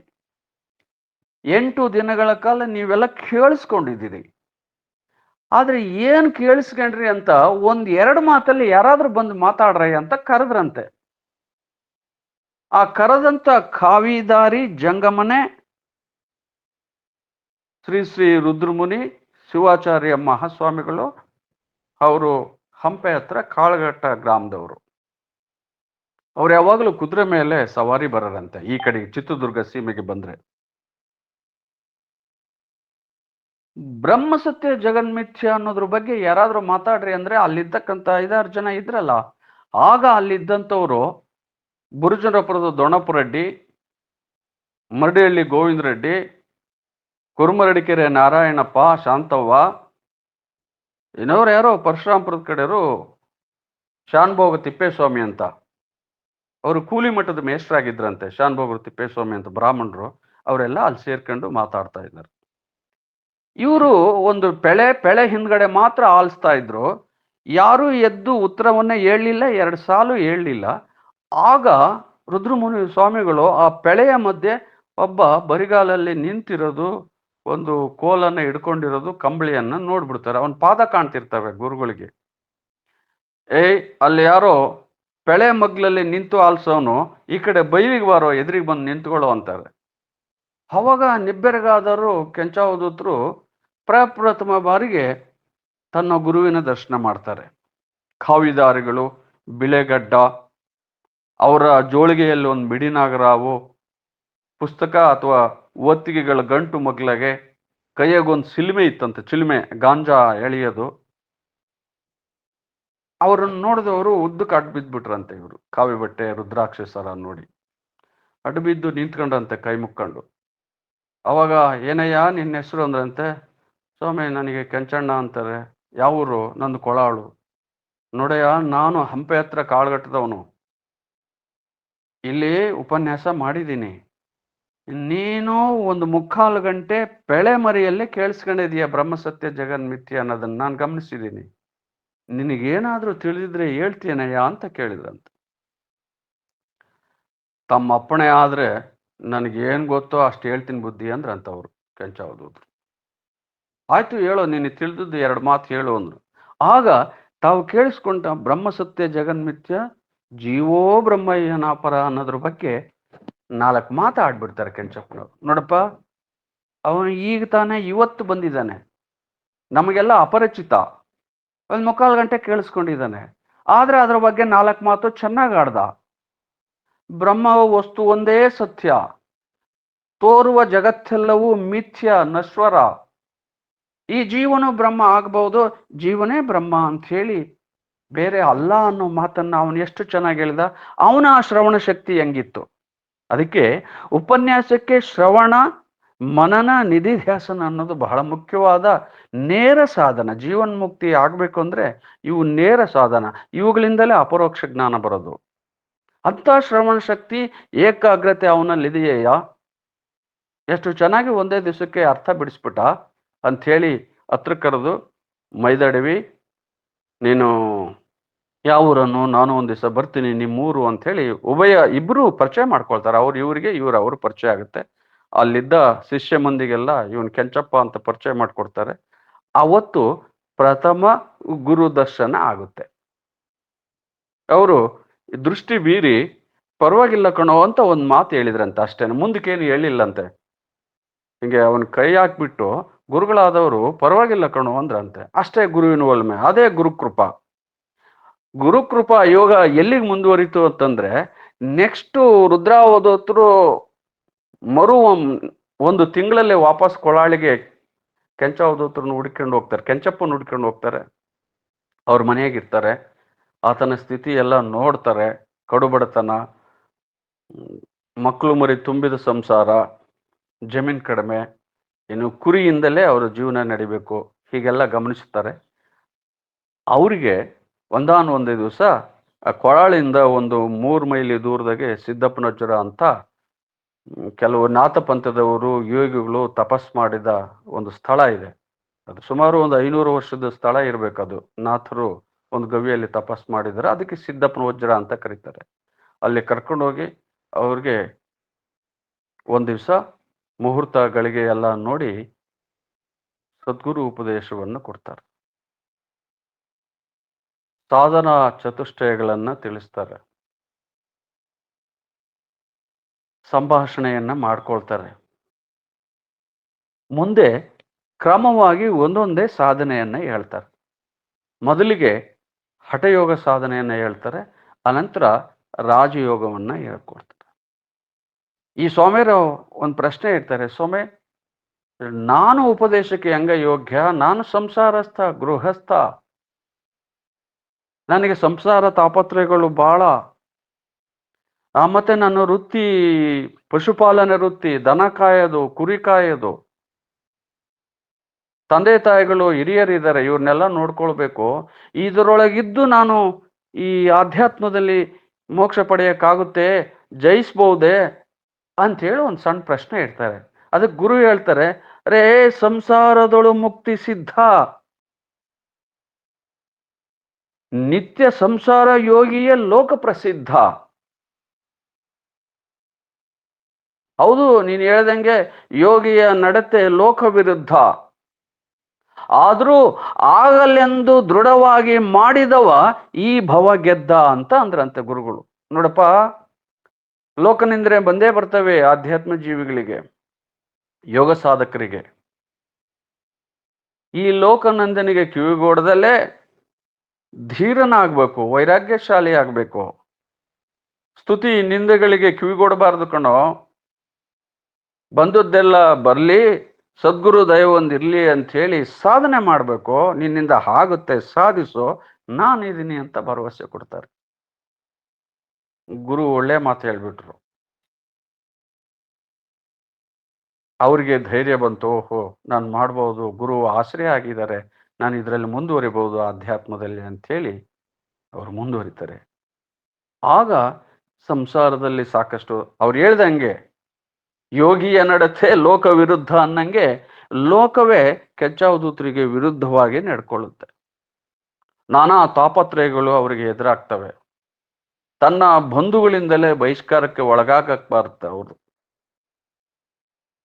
ಇಂಥವೆಲ್ಲ ಕಷ್ಟಗಳನ್ನ ಎದುರಿಸಿ ಇದ್ದು ಈಸಬೇಕು, ಇದ್ದು ಜಯಿಸಬೇಕು ಅನ್ನೋ ದಾಸರ ವಾಣಿಯಂತೆ ಈ ಸಂಸಾರದೊಳಗೆ, ಈ ಲೋಕದೊಳಗೆ ಏನೇನು ಜಂಜಾಟ ಬಂತು, ದೂರುಗಳು ಬಂದು ಎಲ್ಲವನ್ನು ಜಯಿಸ್ಕೊಂಡು ಅವರು ಸಾಧನೆ ಮಾಡ್ತಾ ಹೋಗ್ತಾರೆ.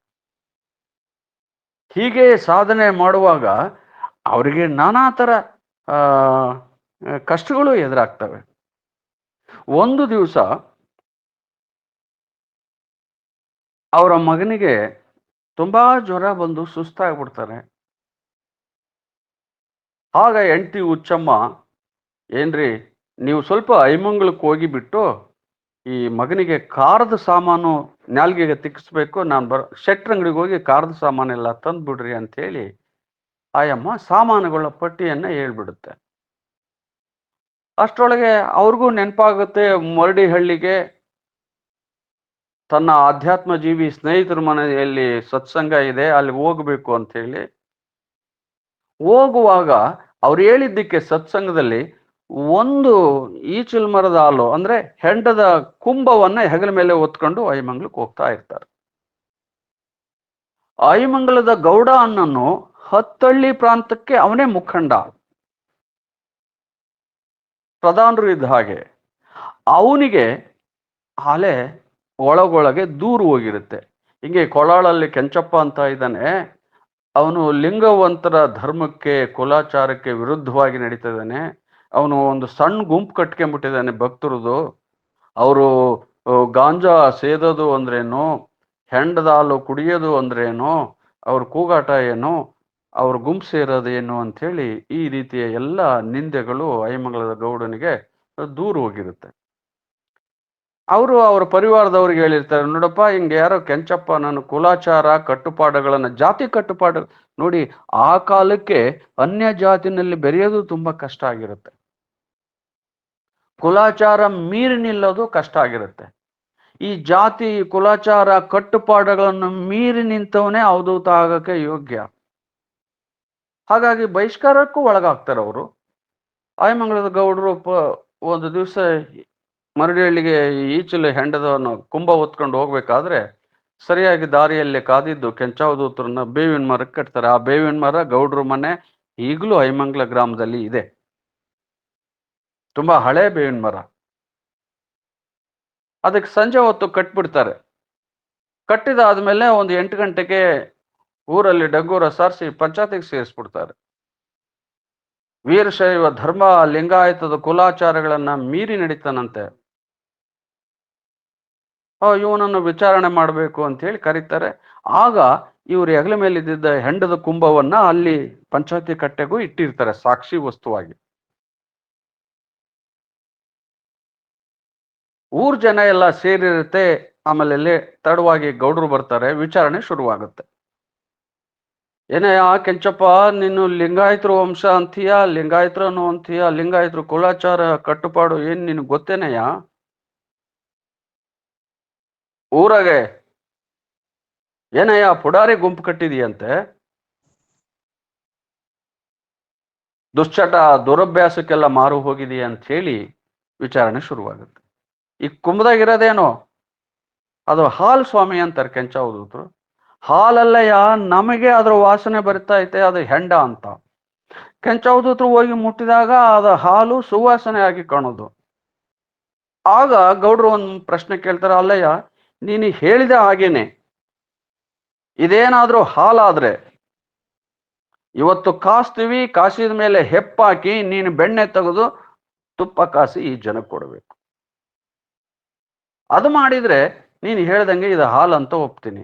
ಅಕಸ್ಮಾತ್ ಅದು ಹೆಂಡ ಆದ್ರೆ ನೀನು ಘೋರ ಶಿಕ್ಷೆ ಕಾದಿದೆ ನೋಡು ಅಂತ ಎಚ್ಚರಿಕೆ ಕೊಟ್ಬಿಡ್ತಾರೆ ಐಮಂಗಲ ಗೌಡ್ರು.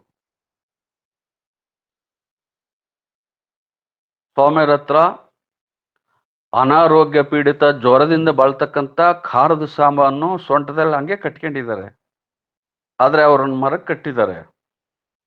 ತಳವಾರು ಪರಿವಾರದವರೆಲ್ಲ ತಮಗೆ ಇಷ್ಟ ಬಂದಂಗೆ ಹೊಡಿತಾ ಇದ್ದಾರೆ, ಊರಿನ ಹಿರಿಯರು ಗಣ್ಯರಾದವರು.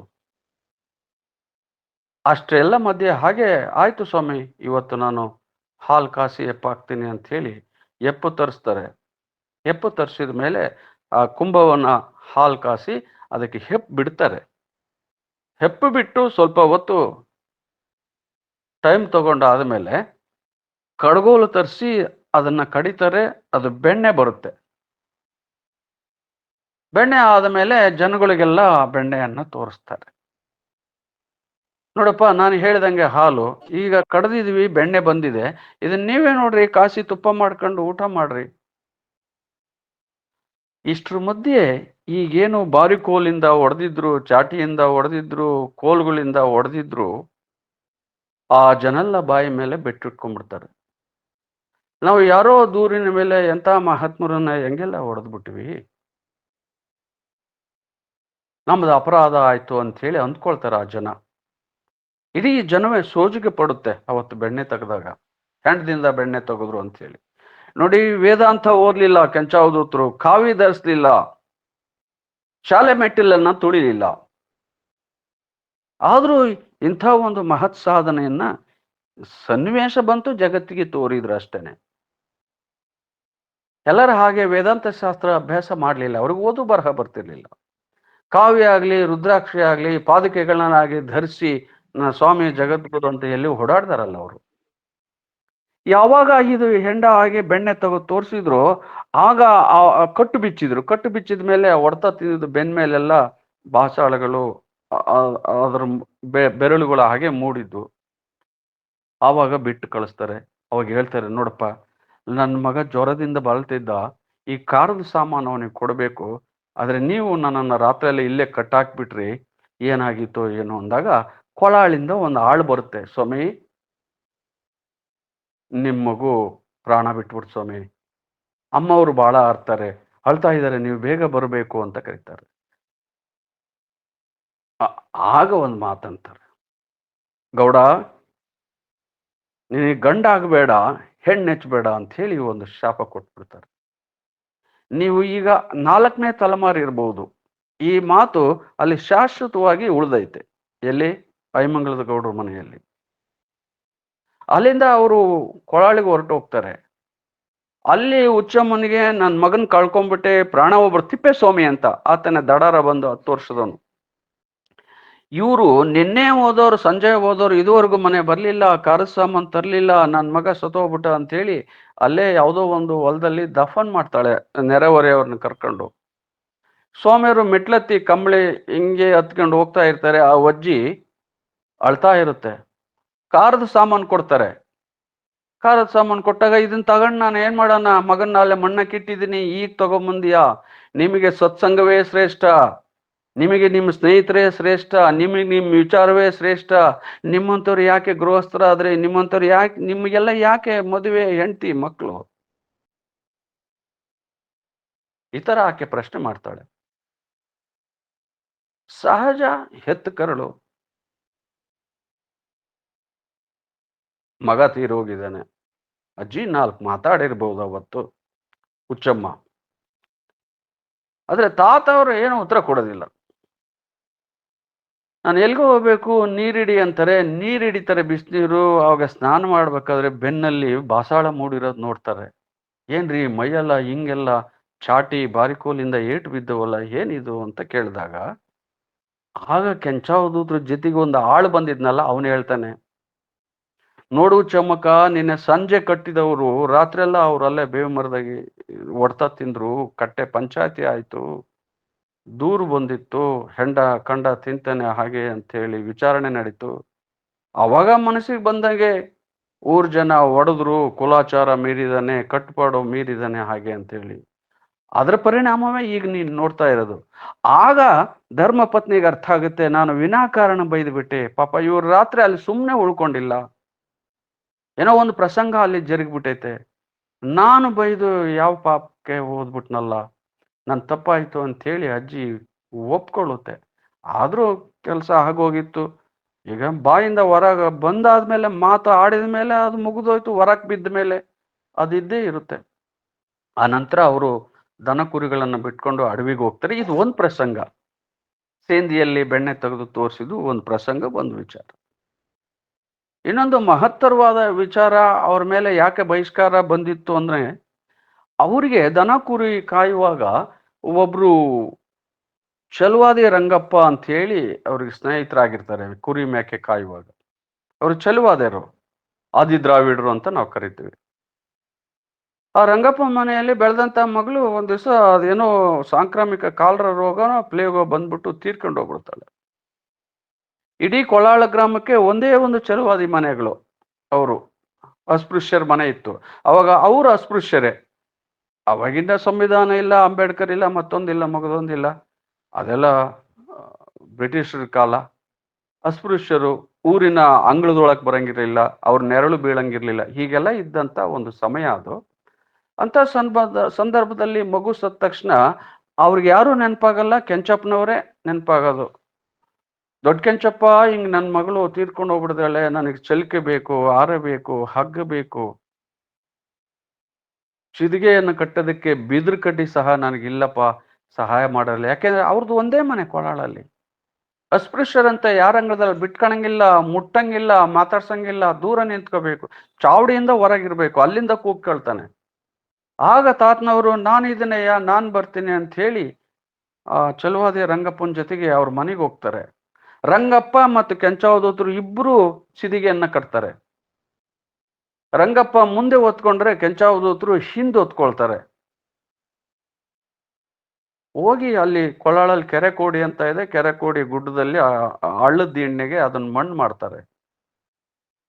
ನೋಡಿ, ಆರೆ ಹಾಕಿ ಮಣ್ಣು ತೆಗೆದವರು ಕೆಂಚಾವಧೂತರು, ಚಲಿಕೆಯಿಂದ ಮಣ್ಣು ತೆಗೆದು ತಗ್ಗು ಮಾಡಿಕೊಟ್ಟವರು ರಂಗಪ್ಪ. ಸಮಾಧಿ ಮಾಡ್ತಾರೆ. ಬರೋದ್ರೊಳಗಡೆ ಈ SC ಜನರ ಹೆಣ ಒತ್ತಿದ್ದಾನೆ ಅಂತ ಇಡೀ ಊರು ತುಂಬಾ ಗುಲ್ಲೋ ಗುಲ್ಲೆ ಎದ್ಬಿಡ್ತದೆ. SC ಮನೆಗೆ ಹೋಗಬಾರದು, ಅಸ್ಪೃಶ್ಯರವರು.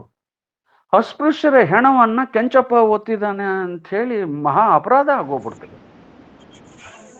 ಈ ಮಹಾ ಅಪರಾಧ ಆದದಕ್ಕೆ ಶಿಕ್ಷೆ ಬಹಿಷ್ಕಾರಕ್ಕೆ ಒಳಗಾಗ್ತಾರೆ ಕೆಂಚಾವಧೂತರು. ಇವ್ರ ಮನೆಗೆ ಜಂಗಮರು ಸಹ ಕಾಲಿಡಲ್ಲ, ಯಾಕೆಂದ್ರೆ ಇವರು SC ಮನೆ ಒಳಕ್ ಹೋಗಿದ್ದ, SC ಹೆಣವನ್ನ ಹೆಗಲ ಮೇಲೆ ಒತ್ತ, ಹೀಗೆ ಕುಲಾಚಾರ ಮೀರಿದಾನೆ. ಹಾಗಾಗಿ ಇವ್ರ ಮನೆ ಕಂತೆ ಭಿಕ್ಷಕ್ಕೆ ಹೋಗಬಾರ್ದು, ಹಿರಿಯರ ಹಬ್ಬಕ್ಕೆ ಹೋಗಬಾರ್ದು, ಹಬ್ಬ ಹರಿದಿನಲ್ಲಿ ಊಟ ಮಾಡಬಾರ್ದು ಅಂತ ಒಂದು ಗುಲ್ಲೆ ಎದ್ಬಿಡ್ತದೆ. ಅದಕ್ಕೆ ಗುರುಗಳು ಹೇಳಿದ್ರು, ವೃದ್ಧಾವಧೂತರು, ಯೋಗಿಯ ನಡತೆ ಲೋಕ ವಿರುದ್ಧ, ಆಗಲೆಂದು ಮಾಡಿದವ ಈ ಭವಸಾರವನ್ನೇ ಗೆದ್ದ ಅಂತ ಮೊದಲೇ ಹೇಳಿದ್ದು ಇದಕ್ಕೋಸ್ಕರನೇ. ಇಷ್ಟೆಲ್ಲ ಕಷ್ಟಗಳು ಬರ್ತವೆ. ಇದು ಒಂದು ಎರಡನೇ ಪ್ರಸಂಗ. ಅಸ್ಪೃಶ್ಯರ ಮನೆ ಆ ಕಾಲಕ್ಕೆ ಒಳಕೋಗಿ ಹೆಣ ಹೊತ್ತು ಮಣ್ಣು ಮಾಡಿ ಅವ್ರಿಗೆ ಎಲ್ಲ ಸಹಾಯವನ್ನ ಕೊಟ್ಟಂತವರು ಇವರು. ಯಾಕೆ ಈ ಮಾತು ಹೇಳಿದೆ ತಮ್ಮ ಮುಂದೆ ಅಂತಂದ್ರೆ, ಅವಧೂತನಿಗೆ ಜಾತಿ ಭೇದ ಇಲ್ಲ, ಗಂಗೆಗೆ ಜಾತಿ ಭೇದ ಇಲ್ಲ, ಬೀಸೋ ಗಾಳಿಗೆ ಜಾತಿ ಭೇದ ಇಲ್ಲ. ಹಾಗೆ ಅವಧೂತ ಯಾವ ಜಾತಿಯನ್ನು ಎಣಿಸೋನಲ್ಲ ಅನ್ನೋದಕ್ಕೆ ಇದೊಂದು ದೃಷ್ಟಾಂತ ಅವರ ಬದುಕಿನಲ್ಲಿ ನಾವು ಗಮನಿಸ್ಬೋದು. ಅದಷ್ಟೇ ಅಲ್ಲ, ಅವ್ರದ್ದು ಇನ್ನೊಂದು ಸಣ್ಣ ಒಂದು ಉದಾಹರಣೆ ಅಂದ್ರೆ, ಎರಳ್ಳಿ ಅಂತ ಗ್ರಾಮದಲ್ಲಿ ಚಿನ್ಗಿರಿಯಪ್ಪ ಅಂತ ಒಬ್ಬ ವ್ಯಕ್ತಿ ಇರ್ತಾನೆ. ಆತ ಆ ಮಾವಿನ ಹಣ್ಣಿನ ಕಾಲ ಅಂತ ಕಾಳುತ್ತೆ, ಒಂದು ಪಾಟಿನ ಚೀಲದಷ್ಟು ಒಂದು 50-100 ಮಾವಿನ ಹಣ್ಣನ್ನ ಕಿತ್ಕೊಡ್ತಾನೆ. ಅವಾಗೆಲ್ಲ ಉಚಿತವಾಗಿ ಸಿಗೋದು ಮಾವಿನ ಮರಗಳಿಂದ. ಕೊಟ್ಬಿಟ್ರು, ಮನೆಗೆ ತಗೊಂಡೋಗು, ನಿಮ್ಮ ಮನೆಯಲ್ಲಿ ಮಕ್ಕಳು ಬಹಳ ಇದ್ದಾರೆ, ಮಾವ ಈ ಹಣ್ಣು ತಗೊಂಡೋಗು ಅಂತ ಮಾವ ಅನ್ಕೊಟ್ರು. ಹೆಗಲ ಮೇಲೆ ಒಂದು ಚೀಲ ಮಾವಿನ ಹಣ್ಣು ಹೊತ್ಕೊಂಡು ಕುರಿ ಮುಂದೋಗ್ತಾ ಇದ್ವು, ಇವ್ರ ಹಿಂದೆ ಬರ್ತಾ ಇದ್ರು. ಹೊಲದಲ್ಲಿ ಬರ್ತಕ್ಕಂಥ ಜನ, ಗ್ರಾಮದಲ್ಲಿ ಎದುರಾದ ಮಕ್ಕಳು ಮರಿ ಎಲ್ಲವರು ತತ ಹೆಗಲ ಮೇಲೆ ಏನಿದೆ ಚೀಲ, ಅದೇನ್ ತಾತ ಅಂದ್ರೆ, ಅದು ಮಾವಿನ ಹಣ್ಣು ಕಣ್ಣು, ಕೊಡ್ತಾತ ಅಂದ್ರೆ ಕೊಡ್ತಾ ಬಂದ್ಬಿಟ್ರು. ಪಾಟಿನ ಚೀಲ ಹಣ್ಣು ಖಾಲಿ ಆಗ್ಬಿಡ್ತು ಅವ್ರ ಮನೆ ಹತ್ರ ಹೋಗೋಷ್ಟೊತ್ತಿಗೆ. ಆದ್ರೆ ದೈವವಶತ್ತು 4 ಮಾವಿನ ಹಣ್ಣು ಉಳಿದಿದ್ವಂತೆ. ಆ ಹುಚ್ಚಜ್ಜಿಗೆ 4 ಗಂಡು ಮಕ್ಳಿದ್ರು. ಅವ್ರ ಮನೆ ಬಾಕ್ಲಕ್ಕೆ ಹೋಗಿ, ಹುಚ್ಚಿ ತಗಳೆ, ಇದು ನಿನ್ ಮಕ್ಳಿಗೆ ಅಂತ ಚೀಲವನ್ನು ಬಿಸಾಕಿದಂತೆ. ಆ ಅಜ್ಜಿ ಚೀಲ ತಗೊಂಡ್ ನೋಡಿದ್ರೆ 4 ಮಕ್ಳಿಗೆ ಕೊಡ್ತು. ಅಜ್ಜಿ ತಿನ್ನಕ್ ಆಸೆ ಇದ್ರು ಅಲ್ಲಿ ಇರ್ಲೇ ಇಲ್ಲ 5ನೇ ಮಾವಿನ ಹಣ್ಣು. ಬೆಳಗ್ಗೆ ಹಣ್ಣು ಕೋಟ ಆತ ಬಂದ. ಅಕ್ಕ, ಮಾವಿನ ಹಣ್ಣು ರುಚಿಯಾಗಿತ್ತ, ಏನಾದ್ರು ಎಲ್ಲ ತಿಂದ್ರ, ಸಾಲ್ಟ್ ಬಂತ ಅಂತ ಕೇಳ್ದ. ಅಲ್ಲಪ್ಪ, ಹೋಗಿ 4 ಮಾವಿನ ಹಣ್ಣು ಕಟ್ ಕಳ್ಸಿದ್ಯಲ್ಲ, ನನಗೂ ಸಹ ತಿನ್ನಕ್ ಉಳಿಲಿಲ್ಲಪ್ಪ, ಮಕ್ಳಿಗೆ ಕೊಟ್ಟು ಸುಮ್ಮನಾದೆ ಅಂತ ಹುಚ್ಚಜ್ಜಿ ಹೇಳ್ತು. ಆಗ ಚಿನ್ಗಿರಿಯಪ್ಪ ಕೇಳ್ತಾನೆ, ಮಾವ, ಒಂದ್ ಚೀಲ ಹಣ್ಣು ಕಳ್ಸಿದ್ದೆ, ಇದೇನ್ 4 ಕೊಟ್ರಂತೆ. ಅಲ್ಲಪ್ಪ, ಇವಳಿಗೆ ಎಷ್ಟು ದಕ್ಕಬೇಕು, ಇವಳು ಮಕ್ಕಳಿಗೆ ಅಷ್ಟು ದಕ್ಕಿದೆ. ಅತಿ ಹೆಚ್ಚು ಆಸೆ ಇವಳಿಗೆ ಯಾಕೋ? ಇದು ಅಂಡರ್ಲೈನ್ ಮಾಡುವಂತ ಪದ. ಲೋಕವೆಲ್ಲ ನನ್ ಮಕ್ಳೇ ಅಲ್ವೇನೋ? ಈಕೆ ನೀರು ಒಯ್ದು ಬೆಳೆಸಿ ಗೊಬ್ಬರ ಹಾಕಿ ಮಾವಿನ ಹಣ್ಣು ಮಾಡಿದ್ದೇನಪ್ಪ. ಮಾವಿನ ಹಣ್ಣು ಮಾಡಿದವನು ಯಾರೋ, ಮಳೆ ತರಿಸಿದವನು ಯಾರೋ, ಭೂಮಿ ಯಾರ್ದೋ, ಮರ ಹುಟ್ಟಿ ಬೆಳೆದಿದೆ, ಹಣ್ಣು ಬಿಟ್ಟಿದೆ. ಲೋಕದಲ್ಲಿ ಎಲ್ಲರಿಗೂ ಕೂಡ ಅದು ಆಸ್ತಿನೇ. ಲೋಕದ ಮಕ್ಕಳೆಲ್ಲ ನನ್ನ ಮಕ್ಕಳು ಅಂತ ಹೇಳಿ ಆ ಕಾಲಕ್ಕೆ ಸರ್ವಾತ್ಮ ಭಾವ ಅವಧೂತರಲ್ಲಿ ಇರುತ್ತೆ ಅನ್ನೋದಕ್ಕೆ ಇದೊಂದು ದೃಷ್ಟಾಂತ. ಎಲ್ಲ ಮಕ್ಕಳನ್ನು ಕೂಡ ನನ್ನ ಮಕ್ಕಳೇ ಅಂತ ಭಾವಿಸಿದ್ರಂತೆ. ಆ ಮಾತು ಕೇಳಿ ಆತ ಸುಮ್ಮನಾದ.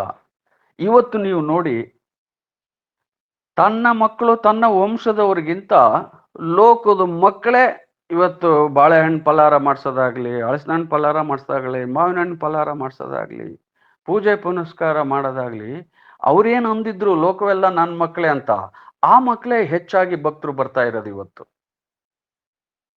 ನೇರ ವಂಶಸ್ಥರು ಇನ್ನೂ ಪೂಜೆ ಪುನಸ್ಕಾರದಲ್ಲಿ ಕಡಿಮೆನೆ. ಆದ್ರೆ ಹೊರಗಿನ ಭಕ್ತರಿಗೆ ತಾತನ ಮೇಲೆ ಅಷ್ಟೊಂದು ಪ್ರೀತಿ ಪ್ರೇಮ ಇದೆ. ಅಲ್ಲಿಗೆ ಅಂದು ಆಡಿದ ಕೆಂಚಾವಧೂತರ ಮಾತು ಇವತ್ತಿಗೂ ಉಳ್ಕೊಂಡ್ ಬಿಡ್ತಲ್ಲ, ಲೋಕವೆಲ್ಲ ನನ್ನ ಮಕ್ಕಳೇ ಅಂತ ಸರ್ವಾತ್ಮ ಭಾವವನ್ನ ಅವರಲ್ಲಿ ನೋಡ್ಬೋದು. ಇಂಥದ್ದು ಒಂದು ಪ್ರಸಂಗ ಅವ್ರ ಜೀವನದಲ್ಲಾಗುತ್ತೆ. ಹಾಗೆ ಕಾಡಿಗೆ ಹೋದಾಗ್ಲೂ ಕೂಡ ಈ ಗೋಪಾಲರು ಬರೋರು, ಅಂದ್ರೆ ಗೊಲ್ರು ಮಕ್ಕಳು ಅಲ್ಲೆಲ್ಲ ಮಧ್ಯಾಹ್ನ ಊಟ ಇರ್ತಿರಲ್ಲಂತೆ, ಇವ್ರು ಬುತ್ತಿ ತಗೊಂಡೋಗ್ರಂತೆ. ಬುತ್ತಿ ತಗೊಂಡೋದ್ರೆ ಒಂದೇ ಸಣ್ಣ ಮುದ್ದೆಯನ್ನ ಎಲ್ಲರನ್ನು ಕರೆದು ಊಟಕ್ಕೆ ಕೊಟ್ಬಿಡೋರಂತೆ. ಅವ್ರು ಹೊಟ್ಟೆ ತುಂಬ ಊಟ ಮಾಡೋರಂತೆ. ಅಕಸ್ಮಾತ್ ಅವತ್ತು ಮಧ್ಯಾಹ್ನ ಊಟದ ಟೈಮಿಗೆ ಯಾರ್ಯಾರು ಗೋಪಾಲಕರು ಬರ್ಲಿಲ್ಲ, ದನಕಾಯರು ಕುರಿಕಾಯರು ಸಿಗ್ಲಿಲ್ಲ ಅಂದ್ರೆ ಆ ಬುತ್ತಿ ಗಂಟನ್ನ ತಾವು ಊಟ ಮಾಡ್ದಂಗೆ ವಾಪಸ್ ತಂದು ಅಜ್ಜಿಗೆ ಮುಖದ ಮೇಲೆ ಎಸ್ಬಿಡರಂತೆ. ಒಂದು ಒಳ್ಳೆ ಮನಸ್ಸಿಂದ ಬುತ್ತಿ ಕಟ್ಟು, ಇವತ್ತು ಅಡವಿನಲ್ಲಿ ನನ್ನ ಮಕ್ಳು ಯಾರೂ ಬರ್ಲಿಲ್ಲ ಊಟಕ್ಕೆ, ನೀನು ವಾಪಸ್ ತಗೊಂತ ಬಿಸಾಕರಂತೆ. ಅಂದ್ರೆ ಅವರೊಂದು ಧರ್ಮ ಪಾಲಿಸಿದಂತೆ. ಬಿನಾ ಸಾಕ್ಷಿ ನಾ ಬುಂಜನ್ ಅಂತ. ಅಂದ್ರೆ ಇನ್ನೊಬ್ಬ ಸಾಕ್ಷಿ ಇಲ್ದಲ್ಲೇ ಊಟ ಮಾಡಬಾರ್ದು ಅನ್ನೋ ಒಂದು ತತ್ವವನ್ನು ಅವ್ರ ಜೀವನದಲ್ಲಿ ಅವರ ತಂದೆ ತಾಯಿಗಳು ತಾತಗಳು ಹಾಗೆ ದಾಸೋಹ ಮಾಡಿದವರು. ಹಾಗಾಗಿ ಬಿನಾ ಸಾಕ್ಷಿ ನಾ ಬುಂಜನ್ ಅಂತ ಹೇಳಿ ಇನ್ನೊಬ್ರು ಇಲ್ದಲ್ಲೇ ಅವ್ರು ಊಟ ಮಾಡ್ತಿರಂತೆ, ಮನೆಗೆ ತಂದು ವಾಪಸ್ ಕೊಟ್ಬಿಡರಂತೆ.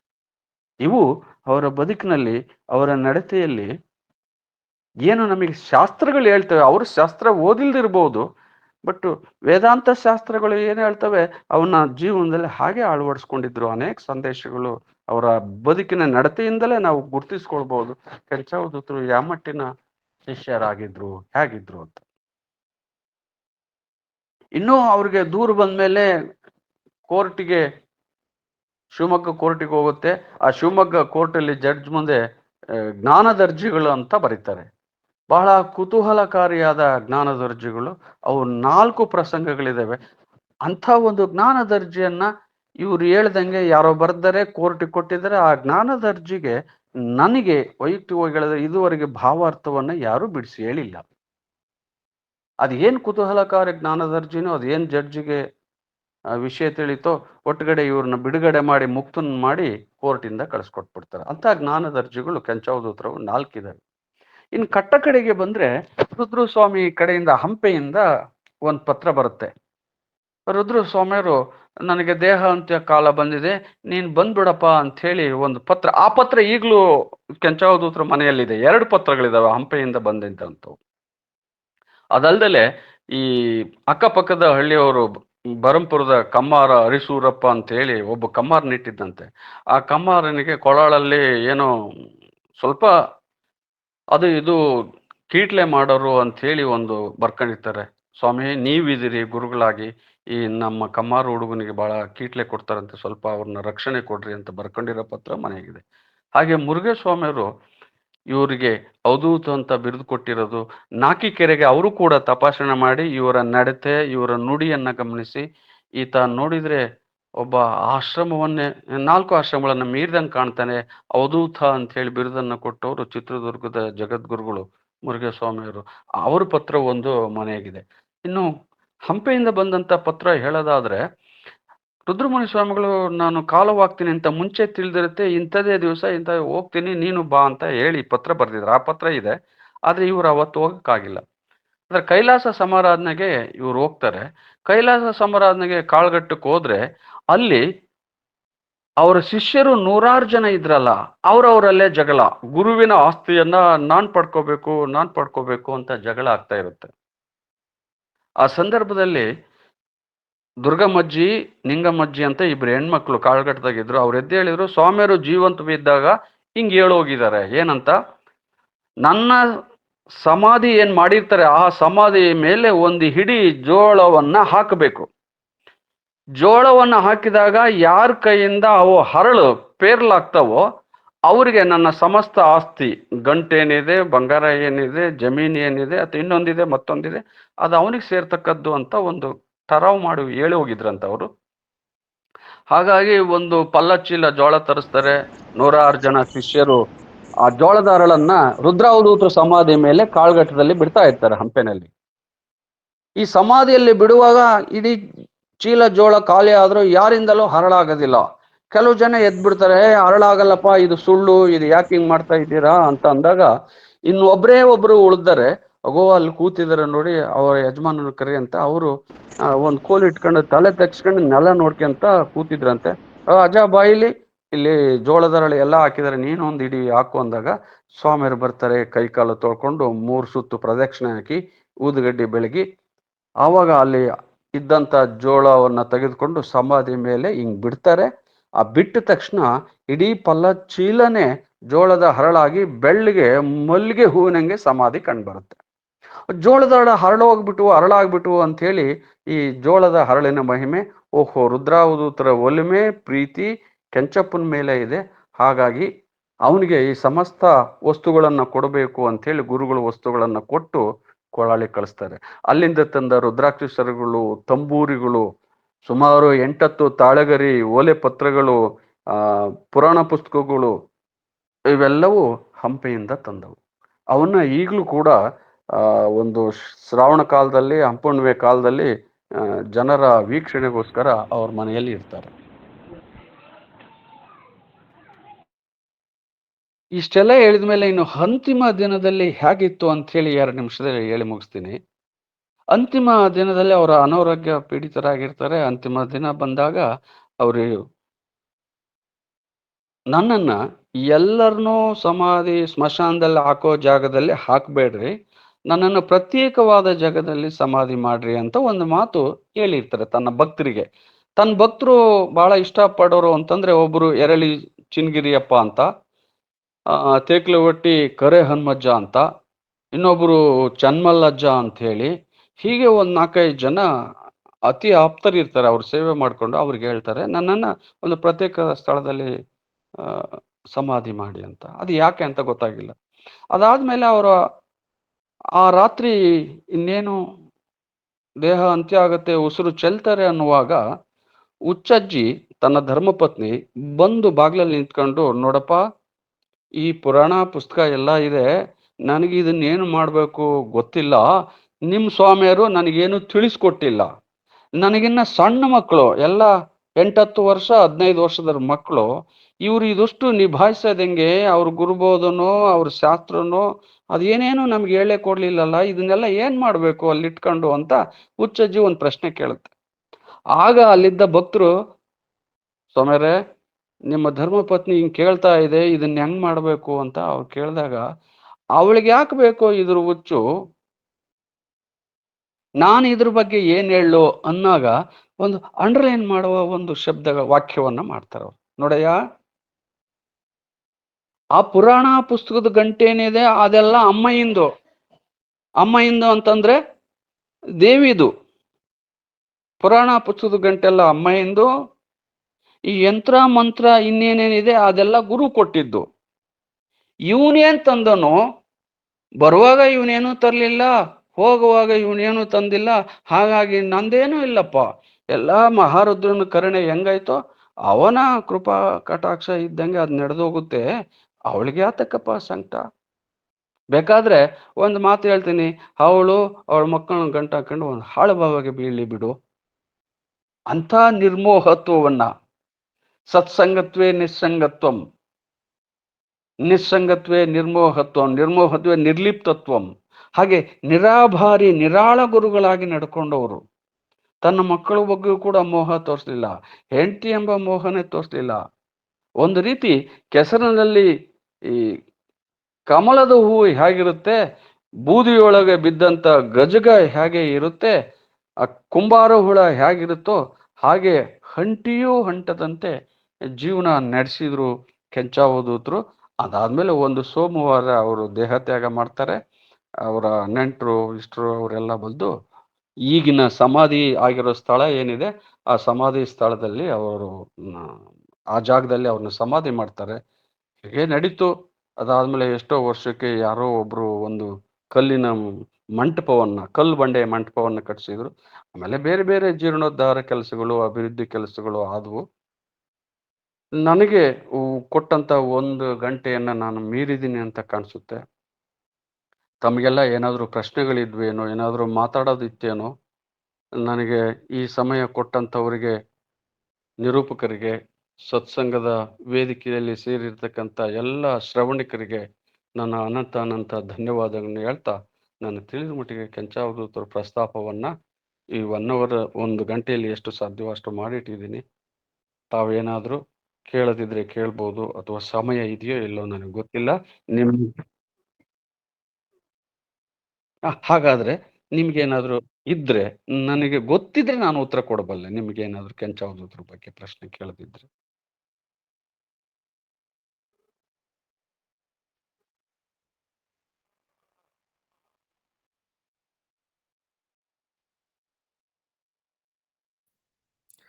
ಸರ್, ನಾನು ರುದ್ರಪ್ಪ ಅಂತೇಳಿ.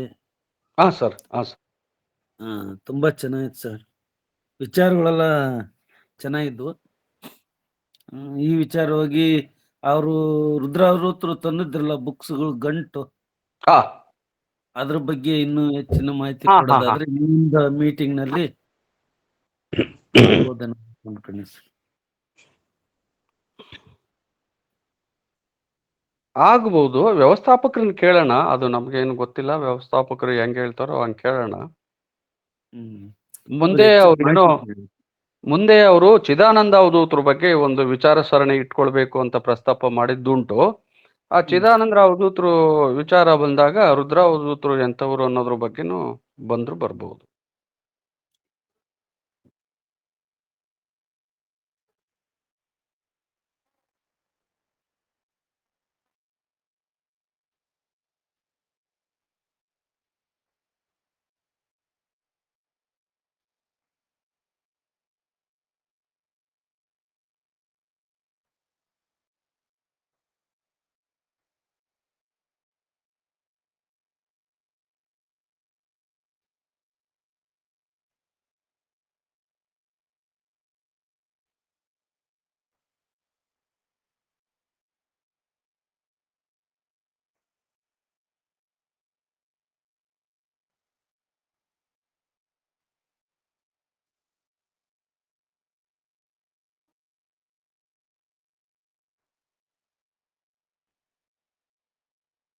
ಆಗ್ಬೋದು ಮೇಡಮ್. ಮುಂದಿನ ಸರಣಿಯಲ್ಲಿ ಕೆಂಚಾವಧೂತರ ಬಗ್ಗೆ ಇನ್ನು ಕೋರ್ಟಿಗೆ ಹೋದ ಪ್ರಸಂಗ ಇದೆ. ಬೇರೆ ಬೇರೆ ಇನ್ನೂ ಕೆಲವು ವಿಚಾರಗಳಿದಾವೆ ಅವರ ಸಾಮಾಜಿಕ ಜೀವನದ ಬಗ್ಗೆ. ಅವನ್ನ ನೆಕ್ಸ್ಟ್ ಈ ಸಮಯ ಅವಕಾಶ ಒದಗಿದ್ ಬಂದ್ರೆ ನೀವು ಅವಕಾಶ ಮಾಡಿಕೊಟ್ರೆ ಮುಂದಿನ ದಿನಗಳಲ್ಲಿ ಅದನ್ನ ಹಂಚ್ಕೋಬಹುದು ಮೇಡಮ್.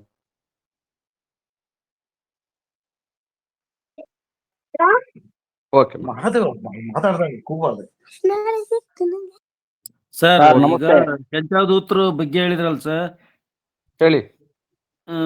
ಇವ್ರ ಶಿಷ್ಯಂದ್ರು ಇವರು ಗುರುಬೋಧ ಯಾರ್ಯಾರಿಗೆ ಕೊಟ್ರು, ಆಮೇಲೆ ರುದ್ರಮುನಿ ಸ್ವಾಮಿಯವ್ರಗಳ ಬಗ್ಗೆ, ಈ ಕೆಂಚಾವಧೂತರ ಬಗ್ಗೆ ಹೇಗೆ ಹೇಳಿದ್ರು, ಇವ್ರ ಗುರುಗಳಾದ ರುದ್ರಮುನಿ ಸ್ವಾಮಿಯವರು ಮತ್ತೆ ಇವ್ರ ಶಿಷ್ಯಂದ್ರು ತರುವಾಯ ನಂತರ ಕೊಟ್ಟರು ಅನ್ನೋದೊಂದು ಮಾಹಿತಿ ಹೇಳ್ಬೋದಾಯ್ತಲ್ಲ ಸರ್?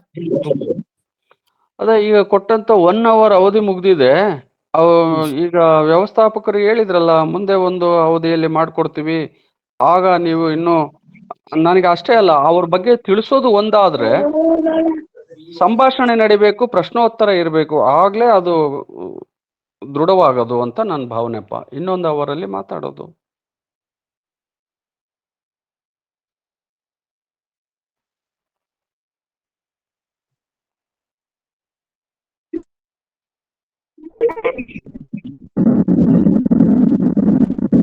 ಹಲೋ, ಎಲ್ಲರಿಗೂ ಶರಣಾರ್ಥಿಗಳು.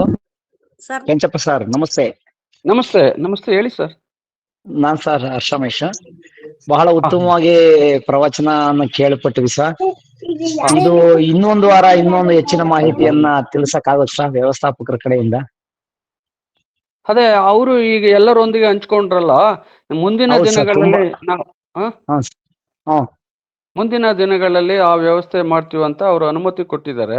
ಅವರು ಸರಿ ಯಾವತ್ತು ಡೇಟ್ ಕೊಡ್ತಾರೋ ಅವತ್ತು ನಾವೆಲ್ಲ ಸೇರ್ಕೊಳ್ಳೋಣ. ಮಹಾತ್ಮರ ಆಯ್ತು ಸರ್. ನಡೆನುಡಿ ಬಗ್ಗೆ ತಿಳ್ಕೊಳ್ಳೋದೇ ಅಲ್ವಾ ನಮ್ದು ಜೀವನದಲ್ಲಿ. ಸರ್. 1 ಗಂಟೆನಾದ್ರೂ ಅವ್ರಿಗೋಸ್ಕರ ಮೀಸಲಾಗಿಡೋಣ. ಅದರಿಂದ ನಮ್ಮ ಶ್ರೇಯಸ್ಸಿದೆ. ಹ್ಮ್ ಸರ್. ಮಹಾತ್ಮರ ಬಗ್ಗೆ ತಿಳ್ಕೊಳ್ಳೋದ್ರಿಂದ ಅದ್ರೊಳಗೆ ನಮ್ಮ ಹ್ಮ್ ಸರ್. ಶ್ರೇಯಸ್ಸು ಅಡಕವಾಗಿದೆ ಅಂತ ನಾನು ಭಾವಿಸ್ತೀನಪ್ಪ. ಬಹಳ ಉತ್ತಮವಾಗಿ ಹೇಳಿದ್ರಿ ಸರ್, ಚೆನ್ನಾಗಿ ಕೇಳ್ಪಟ್ವಿ ನಾವು. ನಮಗೆ ಗೊತ್ತಿರ್ಲಿಲ್ಲ ಕೆಲವೊಂದು ಮಾಹಿತಿ, ಸಾಕಷ್ಟು ತಿಳಿಸ್ಕೊಟ್ರಿ ಸರ್. ನಮಗೆ ಧನ್ಯವಾದಗಳು ಸರ್. ನಮಸ್ತೆ ಸರ್. ಸರಿ ಸರ್, ಓಕೆ ಸರ್. ಸರ್ ನಮಸ್ಕಾರ ಸರ್. ಹಲೋ ನಮಸ್ಕಾರ, ಹೇಳಿ.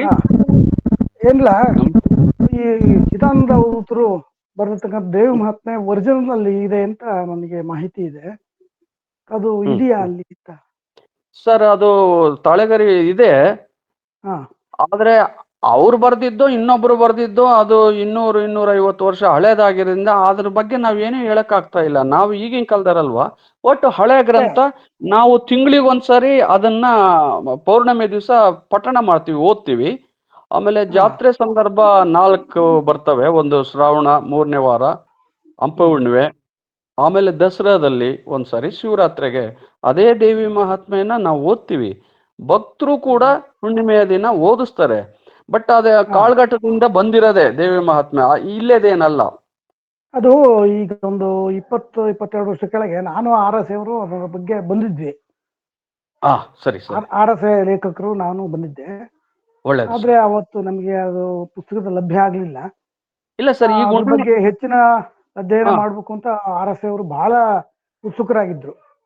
ಹೌದಾ? ಆದ್ರೆ ಅದು ಅವ್ರಿಗೆ ಜೀವಿತಾವಧಿ ಒಳಗೆ ಅದು ಆಗ್ಲಿಲ್ಲ. ಅದೊಂದು ಬಹಳ ಅವ್ರಿಗೆ ನನ್ನಲ್ಲಿ ಆಗ್ಲಲ್ಲಿ ಹೇಳ್ಕೊಳ್ತಾ ಇದ್ರು, ನೋಡೋ ಇದು ಆಗ್ಲಿಲ್ಲ ಹಾಗೆ ಅಂತಂದು. ಅದಕ್ಕೆ ನಿಮ್ಮಲ್ಲಿ ಕೇಳಿದೆ ಸರ್. ಅದು ಹಸ್ತಪ್ರತಿ ತುಂಬಾ ಸೊಗಸಾಗಿದೆ. ನಾನು ಈ ಮಾತು ಹೇಳಿದ್ರೆ ತಪ್ಪಾಗುತ್ತೆ ಹೆಂಗೋ. ಈಗೇನ್ ಪ್ರಿಂಟ್ ಆಗಿದೆ ಈಗ ಗದಗಲ್ಲಿ ಅಥವಾ ಬೇರೆ ಬೇರೆ ಕಡೆ, ಅದರಲ್ಲಿ ಆ ಷಟ್ಪದಿಯಲ್ಲಿ ಅನೇಕ ಮಿಸ್ಟೇಕ್ಗಳಿದಾವೆ. ಅದನ್ನ ಹೇಳ್ತಾ ಇದ್ರು ಪ್ರಿಂಟ್ ಅಲ್ಲಿ. ಆದ್ರೆ ಅರಸಿಯವರು ಒಂದು ಬುಕ್ ತಂದಿದ್ದಾರೆ, ಅದು ಚೆನ್ನಾಗಿದೆ. ಅವರು ಚೆನ್ನಾಗಿದೆ.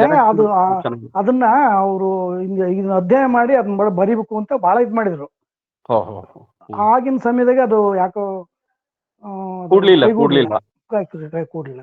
ಬಟ್ ಈಗ ನಾವು ತೋರಿಸ್ತೀವಿ ಸರ್. ಹುಣ್ಣಿಮೆ ದಿವಸ ಬಂದ್ರೆ ಯಾರ್ ಬೇಕಾದ್ರೂ ಬಂದು ಆ ಗ್ರಂಥವನ್ನು ನೋಡ್ಬಹುದು. ಮತ್ತೆ ಹಸ್ತಪ್ರತಿ ಓದೋರ್ನ ಯಾರನ್ನ ಕರ್ಕೊಂಬರ್ತೀನಿ. ಆದ್ರೆ ಬಹಳ ಸಂತೋಷ. ಆಯ್ತು ಸರ್, ನಮಸ್ಕಾರ. ಸರ್ ನಮಸ್ತೆ. ನಮಸ್ತೆ. ಹಲೋ, ಹೇಳಿ ಮೇಡಮ್. ನಮಸ್ತೆ ಸರ್. ನಮಸ್ತೆ. ತುಂಬಾ ಚೆನ್ನಾಗಿ ತಿಳಿಸ್ಕೊಟ್ರಿ. ನೀವು ಮಾತಾಡ್ತಾ ಅದು ಜ್ಞಾನಾರ್ಜಿ ಇದ್ರದ್ದು ಒಂದು ಹೇಳಿದ್ರಿ ನೀವು.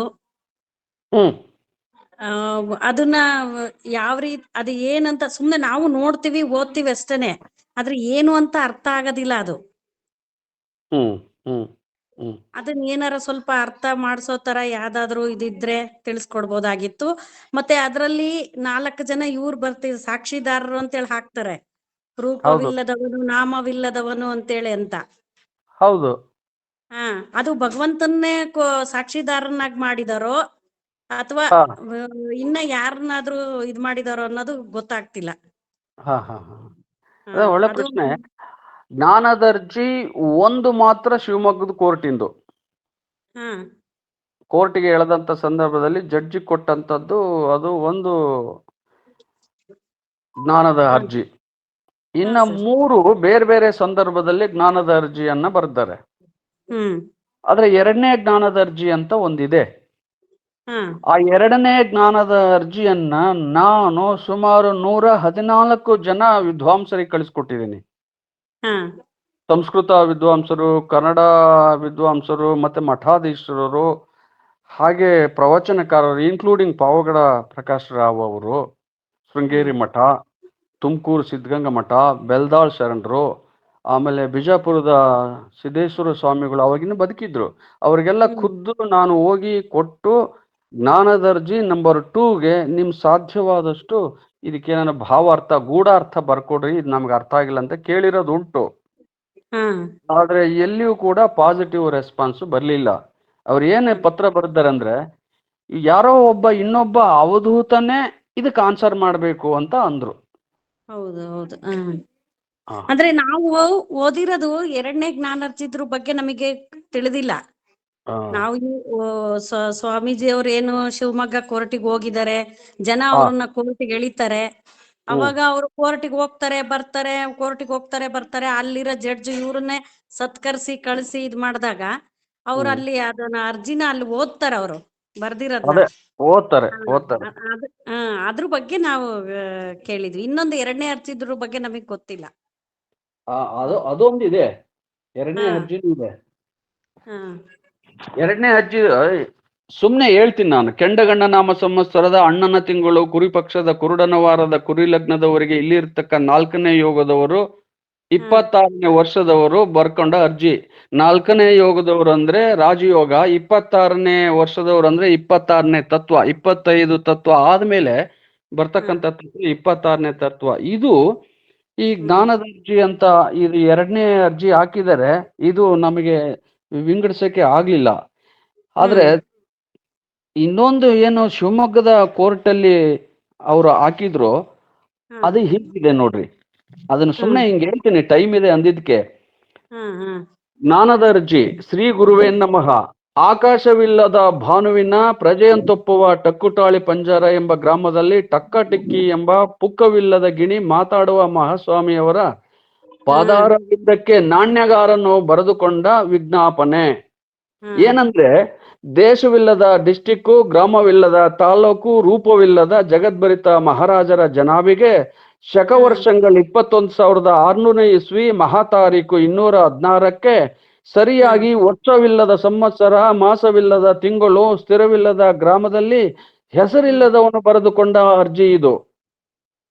ಮಾನವಿಲ್ಲದ ಮರ್ಯಾದಸ್ಥನ ಮನೆಗೆ ತಾನೇ ಇಲ್ಲದವನು ಬಂದು ಗೌರವವಿರದ ಮರ್ಯಾದೆ ಇರದ ಮೇಲೆ ತನಗಿಲ್ಲದ ಮಣೆ ಹಾಕಿದ. ಮಣೆ ಹಾಕಿದ ಮೇಲೆ ಮುಖವಿಲ್ಲದವನು ಮಣೆ ಮೇಲೆ ತಿಕವಿಲ್ಲದ ಆತನು ಕುಳಿತುಕೊಂಡ. ಎಣಿಕೆ ಇಲ್ಲದ ಮಾತನಾಡಿದ. ನಾನಿಲ್ಲದ ವೇಳೆಯಲ್ಲಿ ಈತನು ಚೋರತ್ವ ಮಾಡಿ ಕಳ್ಳತನಿಂದ ತೆಗೆದುಕೊಂಡು ಹೋದ ಸಾಮಾನುಗಳು ಏನಂದ್ರೆ, ಜೊತೆ ಇಲ್ಲದ ವಾಲೆ ಒಂದು, ಕುಪ್ಪು ಇಲ್ಲದ ಕೊಪ್ಪು ಒಂದು, ಅಳತೆ ಇಲ್ಲದ ಹಣೆಬಟ್ಟು ಒಂದು, ತಾಳಿ ಇಲ್ಲದ ಮಾಂಗಲ್ಯ ಒಂದು, ಮುತ್ತು ಇಲ್ಲದ ಮೂಗುತಿಯೊಂದು. ಇದನ್ನು ಕೈ ಇಲ್ಲದವನು ಕದ್ದುಕೊಂಡು ಹೋದ, ಬೇಕಿಲ್ಲದವನು ಬೇಡಿಕೊಂಡ, ಏನು ಇಲ್ಲದವನು ಈಗ ಕೇಳುತ್ತಿದ್ದಾನೆ, ಸ್ವಾಮಿ ನಮ್ಮ ಸೊತ್ತು ನಮಗೆ ಕೊಡಬೇಕೆಂದು ಪ್ರಾರ್ಥನೆ. ಇದು ಜಡ್ಜಿ ಕೊಟ್ಟಂತದ್ದು ಒಂದು ಪ್ರಾರ್ಥನೆ. ಇದಕ್ಕೆ ಸಾಕ್ಷಿ ಯಾರು ಅಂತ ಕೊಟ್ಟಿದ್ದಾರೆ.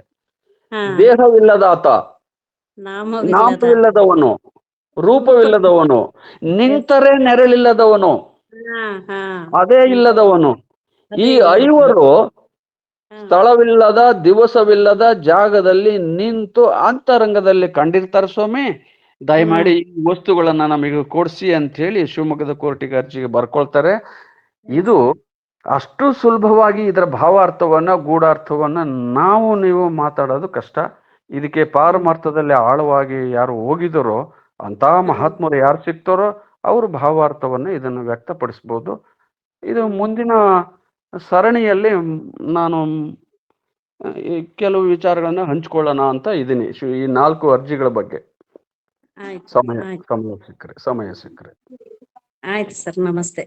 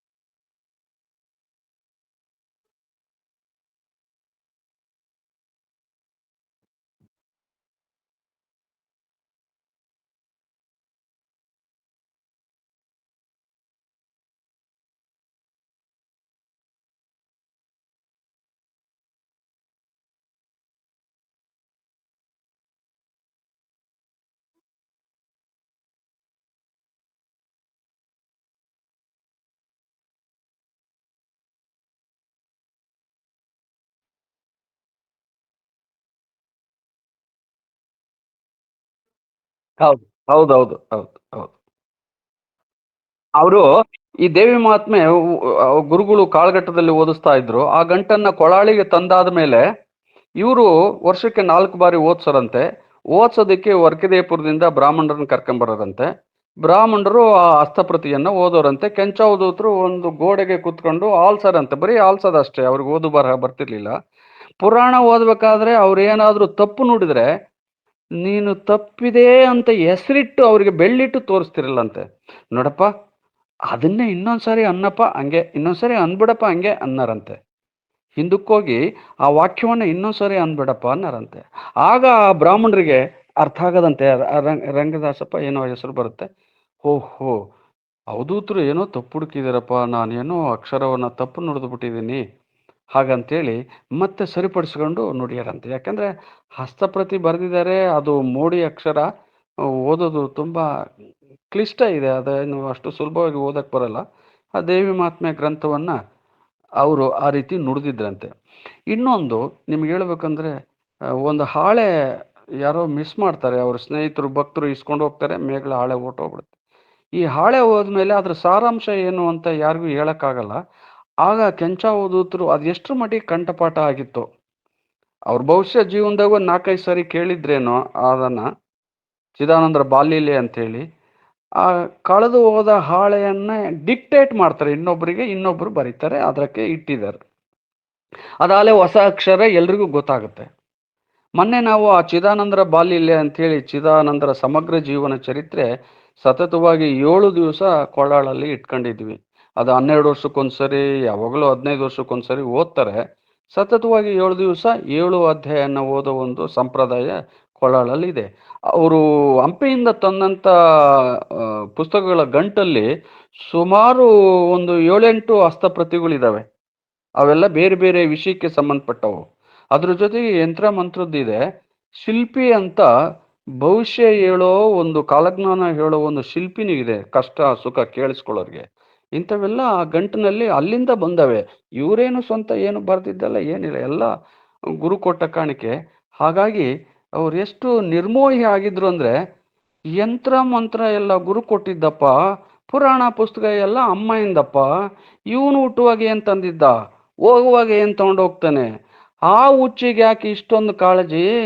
ಕಳವಳನೂ ಬೇಡ, ಕಾಳಜಿನೂ ಬೇಡ, ಎಲ್ಲ ಮಹಾರುದ್ರ ನಡೆಸ್ತಾನೆ ಹೋಗಪ್ಪ ಅಂದ್ರಂತ. ಅಷ್ಟೇ, ಕೊನೆಯ ದಿನ ಕೊನೆಯ ಮಾತು ಇಷ್ಟೇ ಆಗಿರೋದು.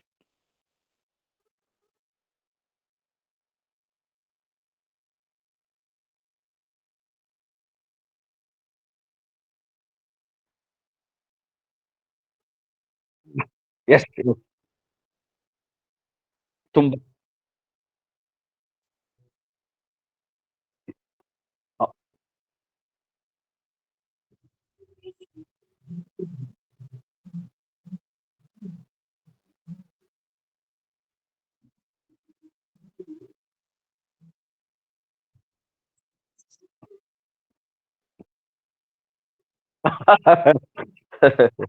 ಹೌದು.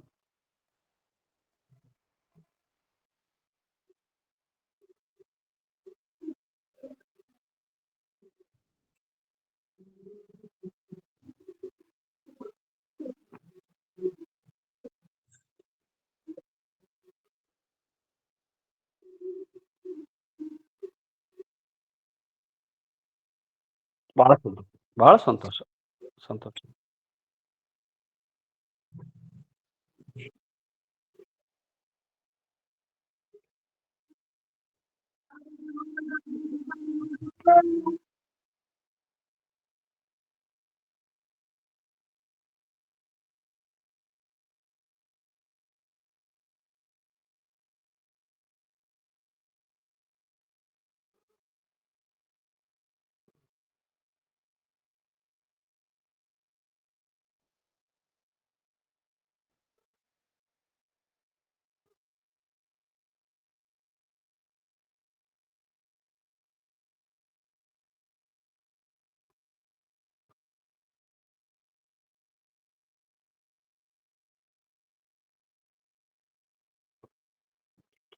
ಭಗವಂತ.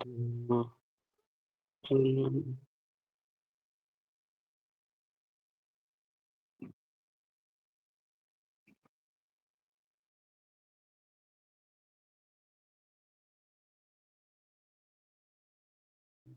ಹ್ಮ್. ಶರಣಾರ್ಥಿಗಳು ಮೇಡಮ್. Thank you, sir.